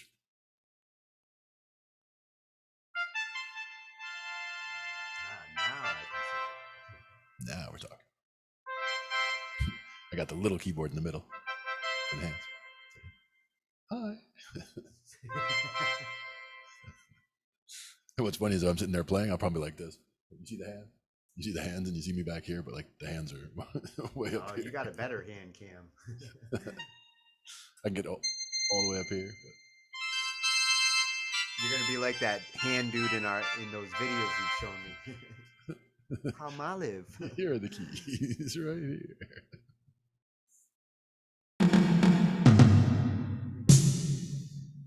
And the drums again. We didn't do any rhythms yet today, did we? I think we left it with some string, like 16-beat rhythms. They're not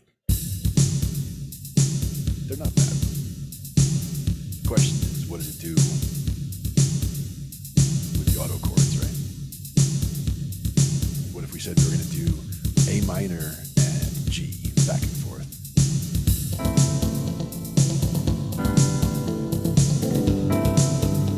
But I'd probably stay a little bit longer on each one, so I go like A minor.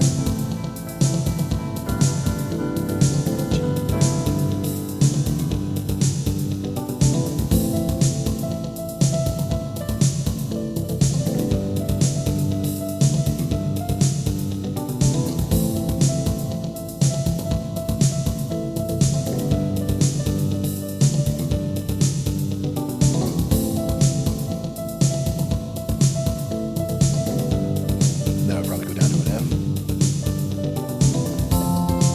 then a G, then A minor.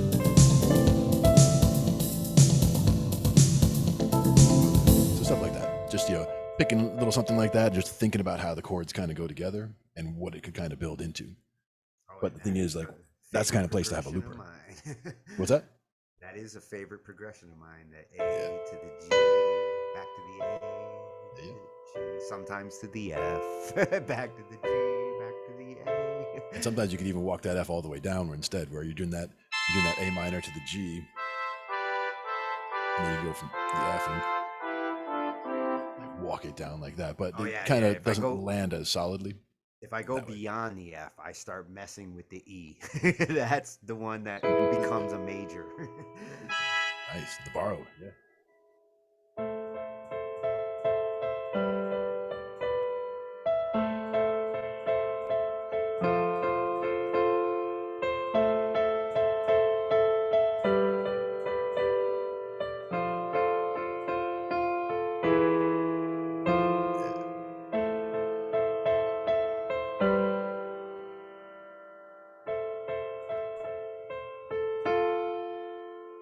question is, how does the 8-beat sound compared to that?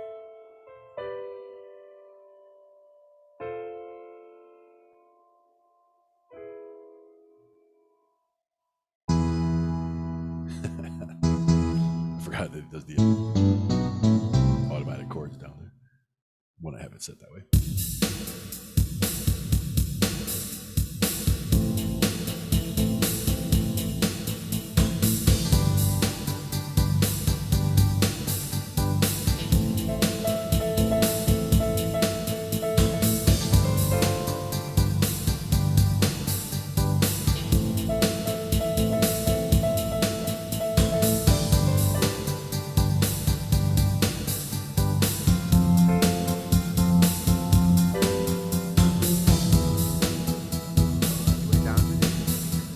I got all the way down to the E that time.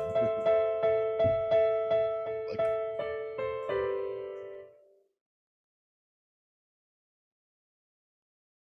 that's a lot of good places it could actually land. That's one of those where, again, I usually just try to take those first 6 chords, 1 through 6, and whatever I'm using in my progression right now, I say, what am I leaving out, and see where I can fit them in and in what way it feels right to fit them in. Like a lot of times if I want to fit in that 2, I'll always try to get that 2 in before the 5. Not Or always, why but a are you lot of the leaving time. them out? Sometimes there's a good reason for why you'll leave something out. Yep. The 7 is one I usually leave out, but that is something that you can sneak in there if you want to get something a little different going on every now and then, but it can be tricky getting that to work out the way it should. But again, if you know the notes of the key that you're in, you know what notes you should and should not be using. So that's where those, like, it'll feel right. If you're using all the white keys, C major, then that 7 chord is that B half diminished, using the B, the D, and the F. It just doesn't sound right most of the time. Pulling to that C.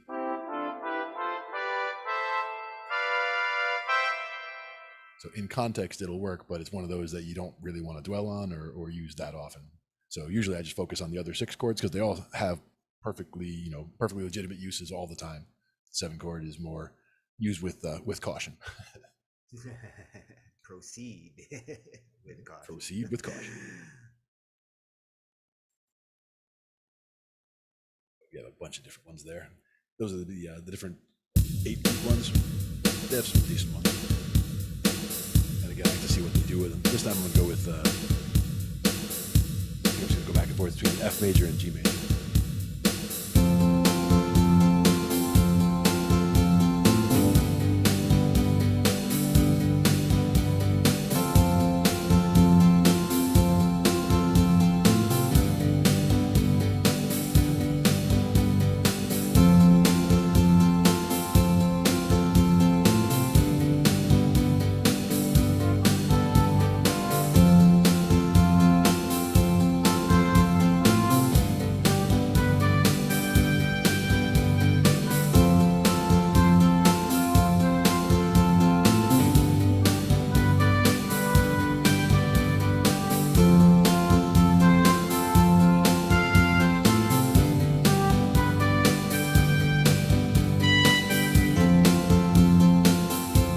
Stuff like that.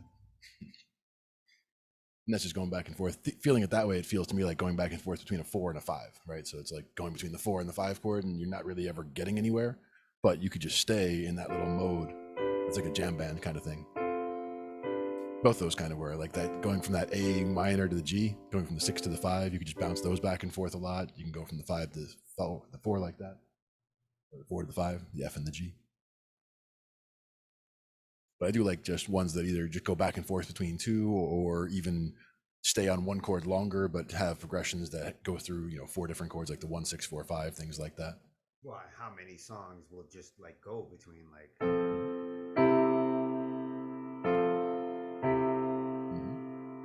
And then they might have another section where they'll throw something different in there, but for the most part, they try to stick to a home base. Sure. It's one of the things I like about it. So many different ways to say the same thing, or so many different things that you can say in using the same notes, It's all in how you phrase it and what you're trying to say. But yeah, as I said originally, that was songwriter.studio, and there's only a couple hundred subscribers on YouTube, so I would definitely look into that because they have all those charts. You can pull them all down. Even if you only want a couple of the charts or you want to get started with a couple, there's some really good starting points there for songwriting and just for understanding of music theory. Oh, I'm signing up right after this. Yep. It's a good choice. I know you would definitely enjoy that. Worth it. I can't wait to see what he's got on the YouTube. Yep. For the YouTube, like the one that got me into there was like a 1 minute or 1.5 minute video explaining this chart, the composite one that has the tonics in the corner and the circle of fifths in the other corner, and the list of all the diatonic and chromatic chords. I think it lays out a lot of information in a very condensed way, and you're able to pull a lot from it. I wouldn't necessarily keep 12 of those sitting around and be like, oh, I'm gonna do this song in E flat. Let me grab my E flat chart and look at it here. It's more that I would look at the chart as a relative thing, looking at the 1 to the 5, not looking at the C to the G. Looking, so it doesn't matter what key I'm in. I'm looking, okay, I'm going to go from the 1 to the 5 or the 2 to the 6 or whatever I'm doing. I try to keep it all relative because that way it's easier to either transpose or translate to a different key if a singer needs to or whatever. It's not as big a deal for the stringed instruments like we've talked about. The keys, it's a little bit different, but for there, I usually just feel it out and see what it feels like. I don't remember the scales well enough to be able to just crank them out in a moment's notice, but at the same time, as soon as I think about it and say, okay, well, this scale has, if I'm playing in A, key of A, then I know that we went from C to G to D to A, so we've got 3 sharps. So in A, I know I've got the F sharp, the G sharp, and the C sharp.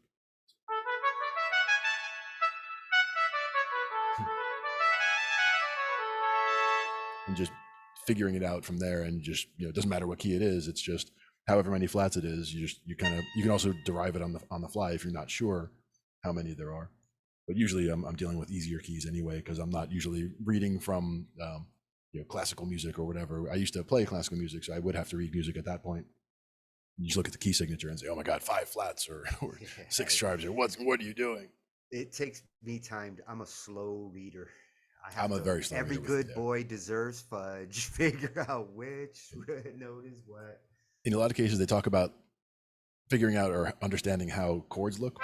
So like figuring out that when you see it on the sheet music, when you see this, and it's 3 circles or 3 lines that are all right together. I just started recognizing that in the last year. And this is because we're in the key of C right now. So yeah. Looking at the lines for the triad has helped a lot. Now that I'm paying attention to it. And when you throw the octave in, you can see that the octave's not that far away. So like that's a C chord, and that's another C chord. So that's that whole upper staff right there. And if you leave out that bottom C, that's the E, the G, the C, E, and G. But if you looked at all the lines, like you were saying, every good boy deserves fudge, right? Every good boy deserves fudge. And I like the fact that it shows you on the right side what the actual letters are. But and that's in the treble clef. Really can help to I think my reading has gotten faster using Meticulous. Yeah, definitely. And I mean, if people do start using like ridiculous chords that have too much stuff in them, too many notes, it's like oh my God, that looks scary even on paper. And that's just 4 E's, a B, and an A flat.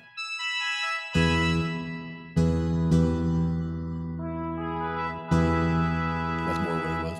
The bottom ones aren't showing up because I have it set for the wrong thing. If I do that, that's what I was actually playing. So it's just an octave in the left hand, an octave in the right hand. Those are all E's. And that B and that A flat. The fact that they're close together is why it makes it look scary. And also, you wouldn't necessarily be using that A flat in the key of C. Otherwise, it would have been on the staff. It would have showed you if we were in a key that was using that flat, it would show up there. But I have it set for C major. So it shows anything as a sharp or flat if I play it. Yeah, depending on how you set, that's one thing with Meticulous. Depending on how you set the key, how it represents can be all over the place. Yep. But that's where if I do, let's see, if I changed it from C major to, what did I just say? I said A, right? So let's say A. So if it's in the key of A, you can see on the little, on the staff here that it's got the 3 sharps represented. And if I play the key, the chords or the notes, it doesn't show the sharps because the sharps are represented on the side there. as far as reading sheet music goes. So this is the one that's sharp, and that's because you can see it on the left. It's got the little sharp symbol, and none of the other ones are on notes that are sharped. But trying to read that on the fly would be a pain. But just by me glancing at it, I see, okay, there's 3 sharps. That means we're in the key of A, so I know that we're doing the 3 sharps.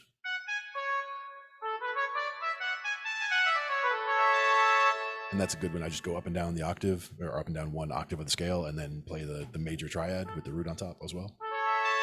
Just to get that into my head, that's the key, that's the tonal center that we're working around. And then all the other chords that are supposed to work with that will feel right when you're playing them because you've got that kind of baked in already.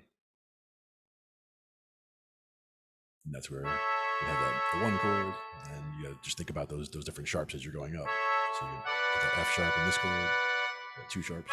In this chord, you get the C sharp and the G sharp. And just the F sharp, just the G sharp, F sharp and C sharp, G sharp, and back. So just deriving them, figuring out which you're dealing with, and then working from there. Because then that would be all the diatonic chords in the key of A, and I would just work with those if I was songwriting in the key of A major.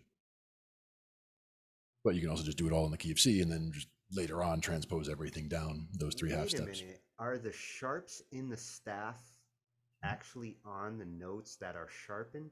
Oh yeah. Wow, I can't believe I never noticed that before. And that's why they don't show them as a flat or a sharp on the actual note. Wow, because everything actually, that makes it a lot easier to think about my key. Oh yeah. And anytime you do see a flat or a sharp in the actual meat of what you're looking at, it means that that's an incidental. That means that one is against, that's saying, oh, sharp that one, even though you're not supposed to. We're saying use the sharp one now. That's when you'll see them sharp. Like if I went and put in this one, it's going to show up as a sharp because it's not one of the ones that's supposed to be sharp. This is an A flat, or it's a B flat. But they're calling it an A sharp. That makes sense too, because we're in a sharp key. Yes, they're correct. It's an A sharp. You can instantly find the sharps in your scale right now just by getting the one that matches. Yep, absolutely. If I was starting with you start going with chromatic. F,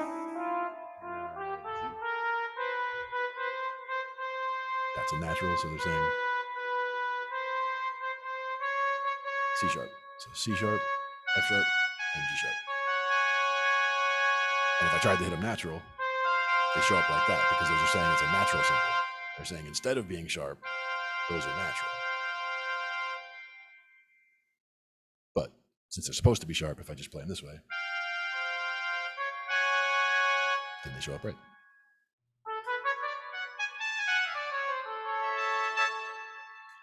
It's also a little bit of a weird angle when I'm playing here. Like I have the keyboard tilted up a little because it's resting on my drum kit.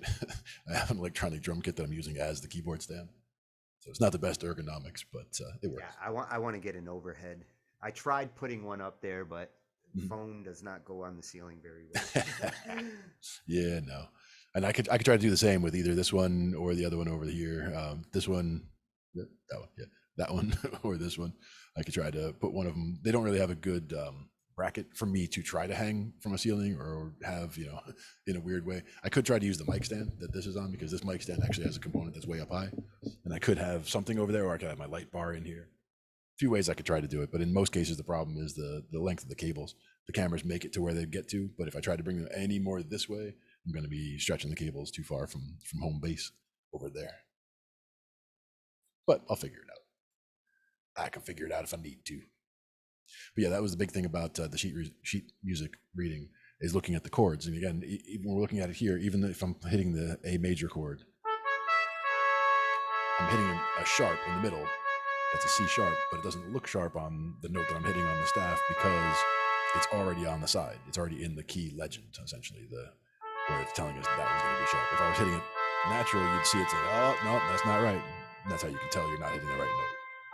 So it's telling you it's natural, and it should have been sharp. And just driving your way through those chords.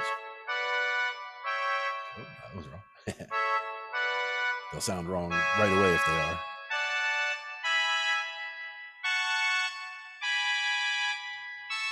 And in this case, the one that was weird in that one was the G sharp, the B, and the D as the sharp on the one side and the 2 white notes on the other side, where all the other chords are symmetrical, where you've got the black note in the middle, 2 white notes, And then weird one.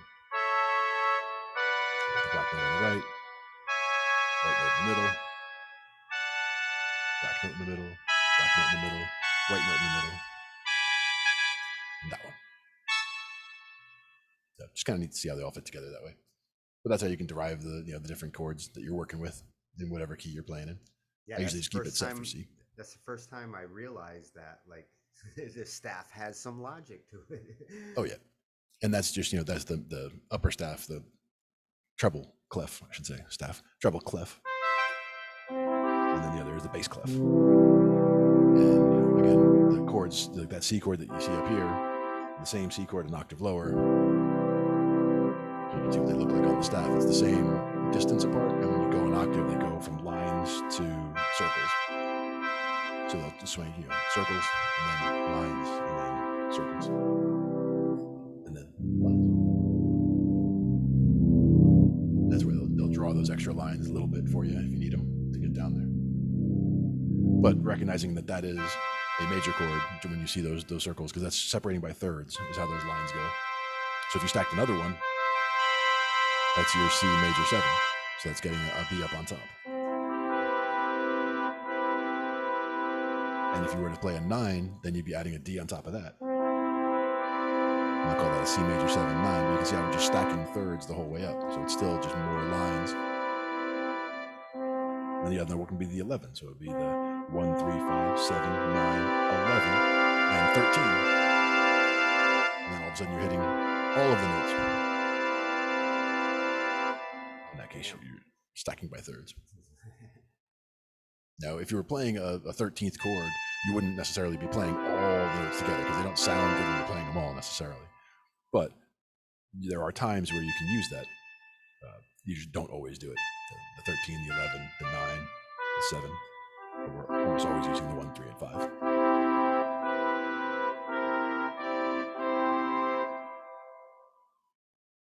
Fun stuff.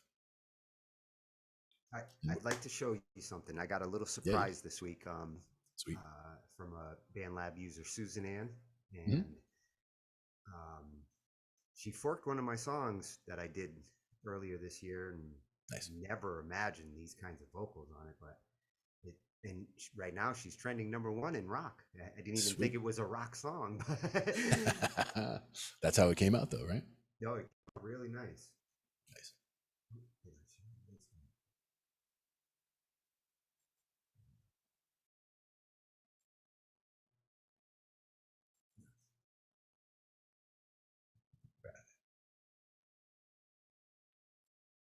Oh, there we go.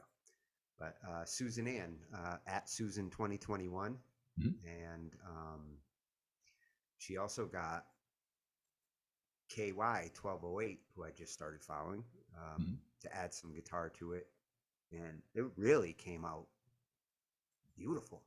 Nice.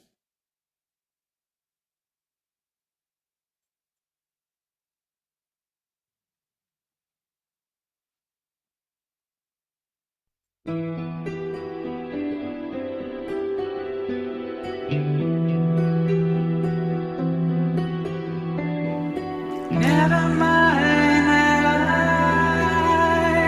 lights above.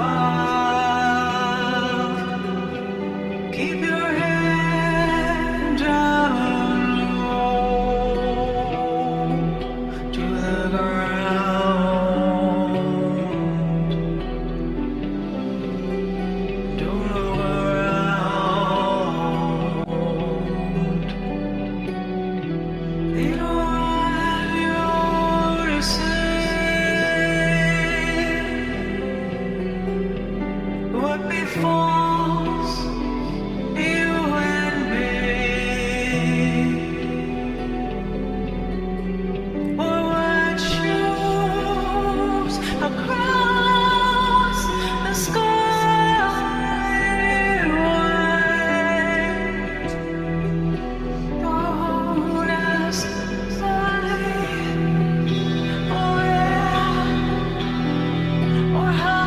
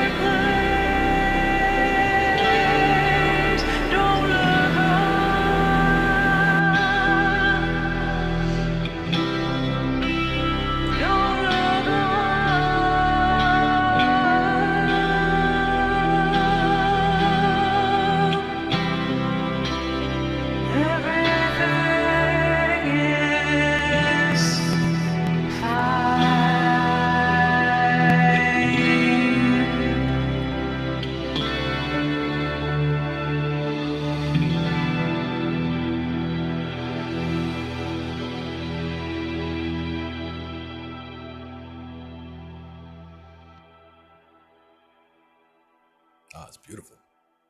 I love that. So that was Susan Ann. Very nice. Yeah, that was Susan Ann at Susan 2021. Nice. Very cool. Yeah, it has a very ethereal feel to it. With a little help from KY 1208 on the guitars, coming out of Boston. Nice. A very cool sound.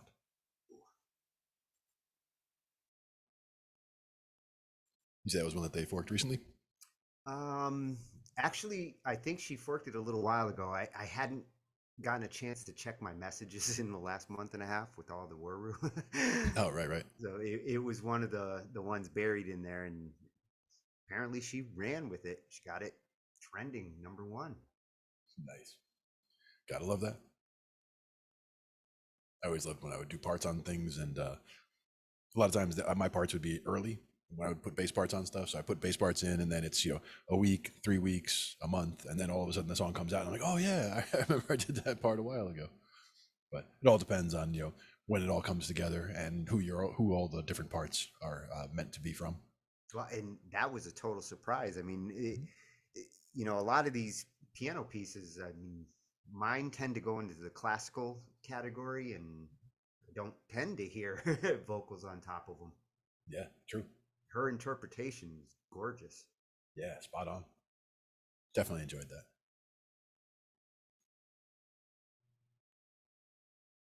There it is. I could see turning it into metal eventually. Nice. If she's up for it. Chug. Get some chug behind it, and you got it all set. Not even sure what I would use for a sound on here for that. I don't think I have any kind of good metal-ish guitar sound on the keyboard. What would you try to use for that? Was on that. Overdrive or distortion? I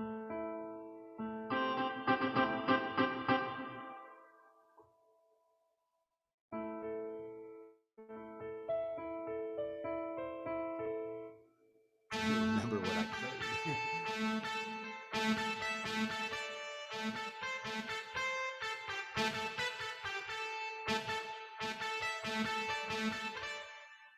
Yeah, I think it was on that.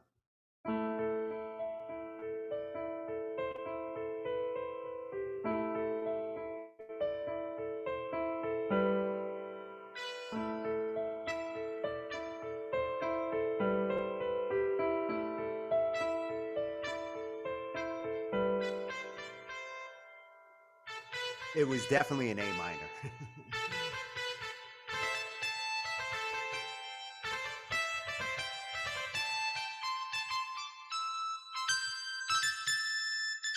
And then it goes up to the C.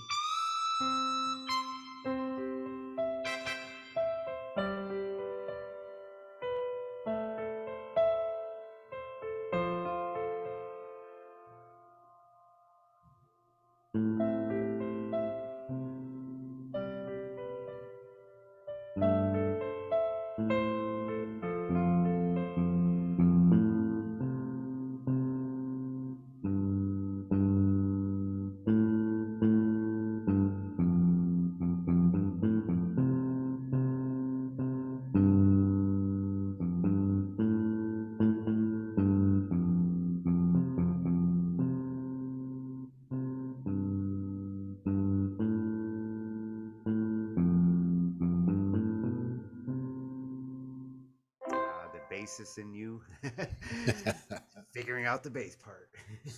I gotta have something happening down there, right? That's the easiest, really, because all you start with there is just the root notes. So if you just focus on getting that part down, and then you know which chords or which notes are in the key, so we just start adding a couple of those in. Mainly feeling out the chord tones, making sure that the 1, the 3, and the 5 all feel good. 1 and the 5 mainly.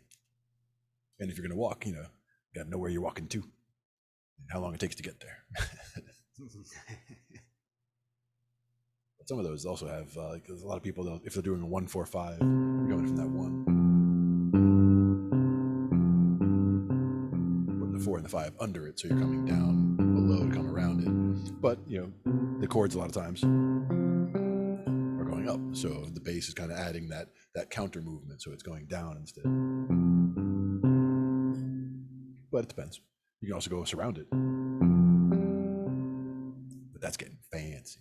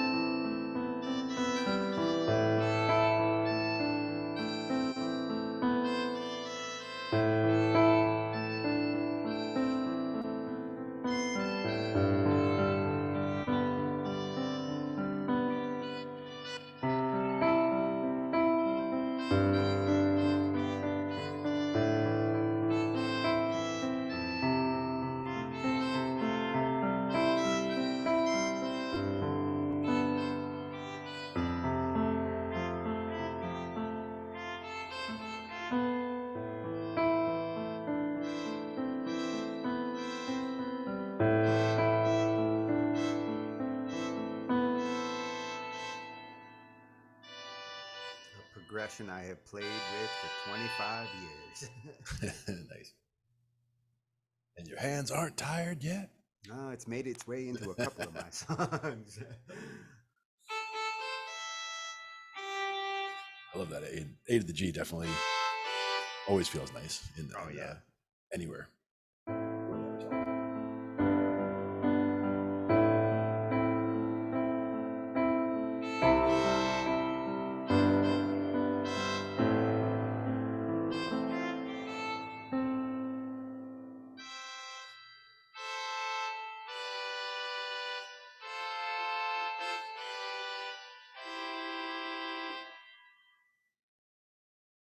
Ending with different inversions is always nice too. Starting with one inversion and ending with a different one makes it feel like you landed somewhere different than you started, but it sounds like the same family because it is the same chord. So. Yeah, and it can make it feel like it's going up. Yeah, exactly. Even when you're going down. Yep. Or you do that 1, 4, 5.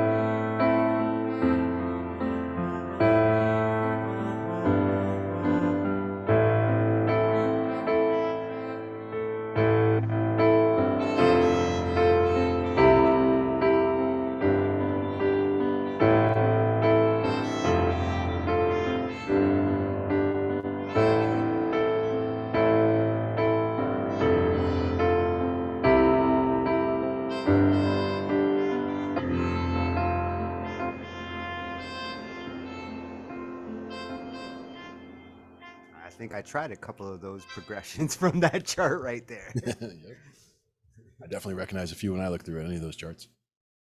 Oh, it was a mixture of 1 to 6 to No, 1 to no 1 6.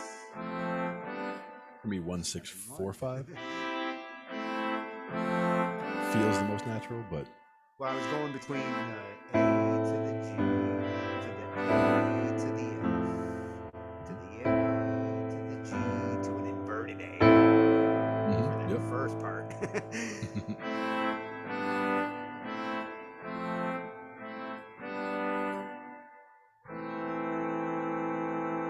Violin sounds pretty nice too.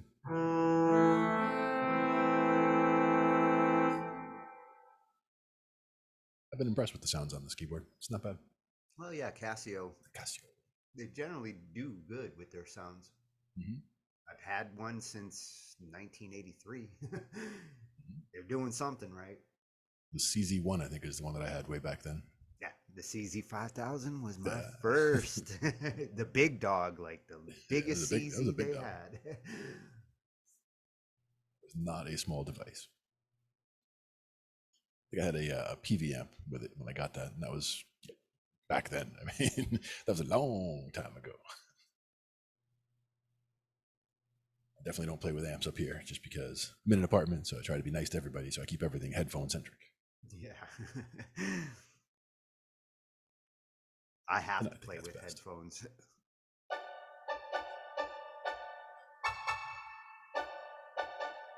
If I don't play with headphones, I don't actually hear all the dynamics of my keyboard.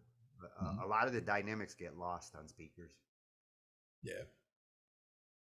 And that's one where, it's nice to play loud in a room, but I get to play in the studio a lot. I get to play on stage sometimes too. So it's, I have no problem playing quietly at home while I'm practicing. It's like, I don't need to be all up out there and loud for no particular reason. It's good to be able to hear the dynamics of what you're doing though. So like, I'm gonna play loud or I'm gonna play soft. It's important to be able to hear what's happening. Oh, especially with sounds like that. Yeah. The tremolo string.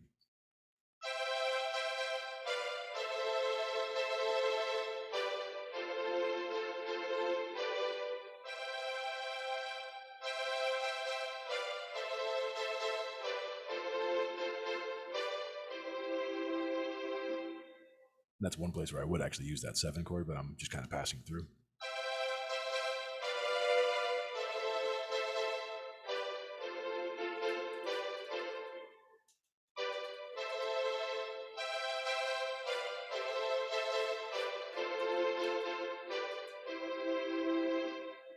Just ending on that one inverted C with the E at the bottom. Makes it feel a little bit lower without going all the way down there to the same inversion it was at the beginning.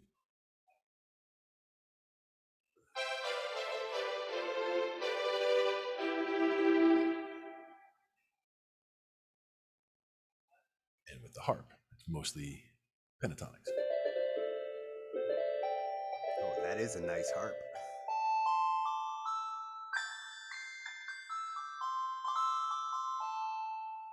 It's also about, I was playing an A minor, doing a whole bunch of...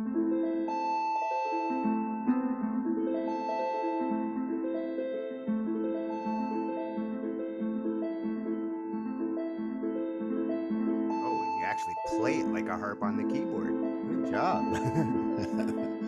Rolling them all up.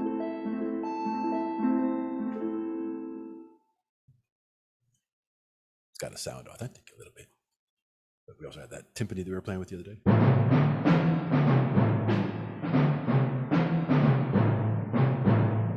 They sound pretty good. That is a good timpani sound. You know, the trickiest part with timpani on synth, because you can hear the pitch. Yeah. And some of the samples, depending where you go, like you want to find the sweet spot on a timpani sample. Yeah, because you can definitely go out of range. Oh, yeah. That sounds like a block.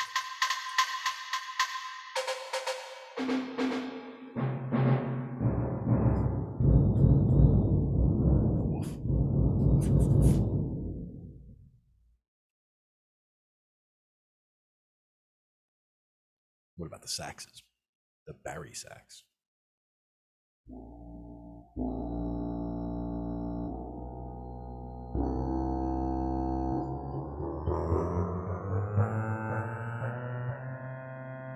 By middle C, it's already almost sounding too high.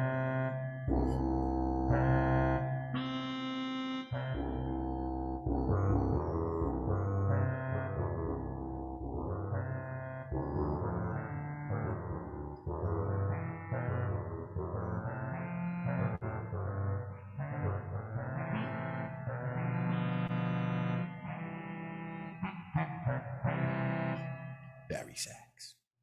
Saxy. Little saxy. Oh, speaking of, Mhm. Yes. I hope you guys all enjoyed this highly educational, highly brain functioning, moving, motivational, talking IT edition with Glenn and Tony. And I was highly. Yep. Thanks, everybody. See you next week. Have a great night. We'll be back in a little while. See you about 12:30 with Electronic Soul. Thanks for the jam, everyone.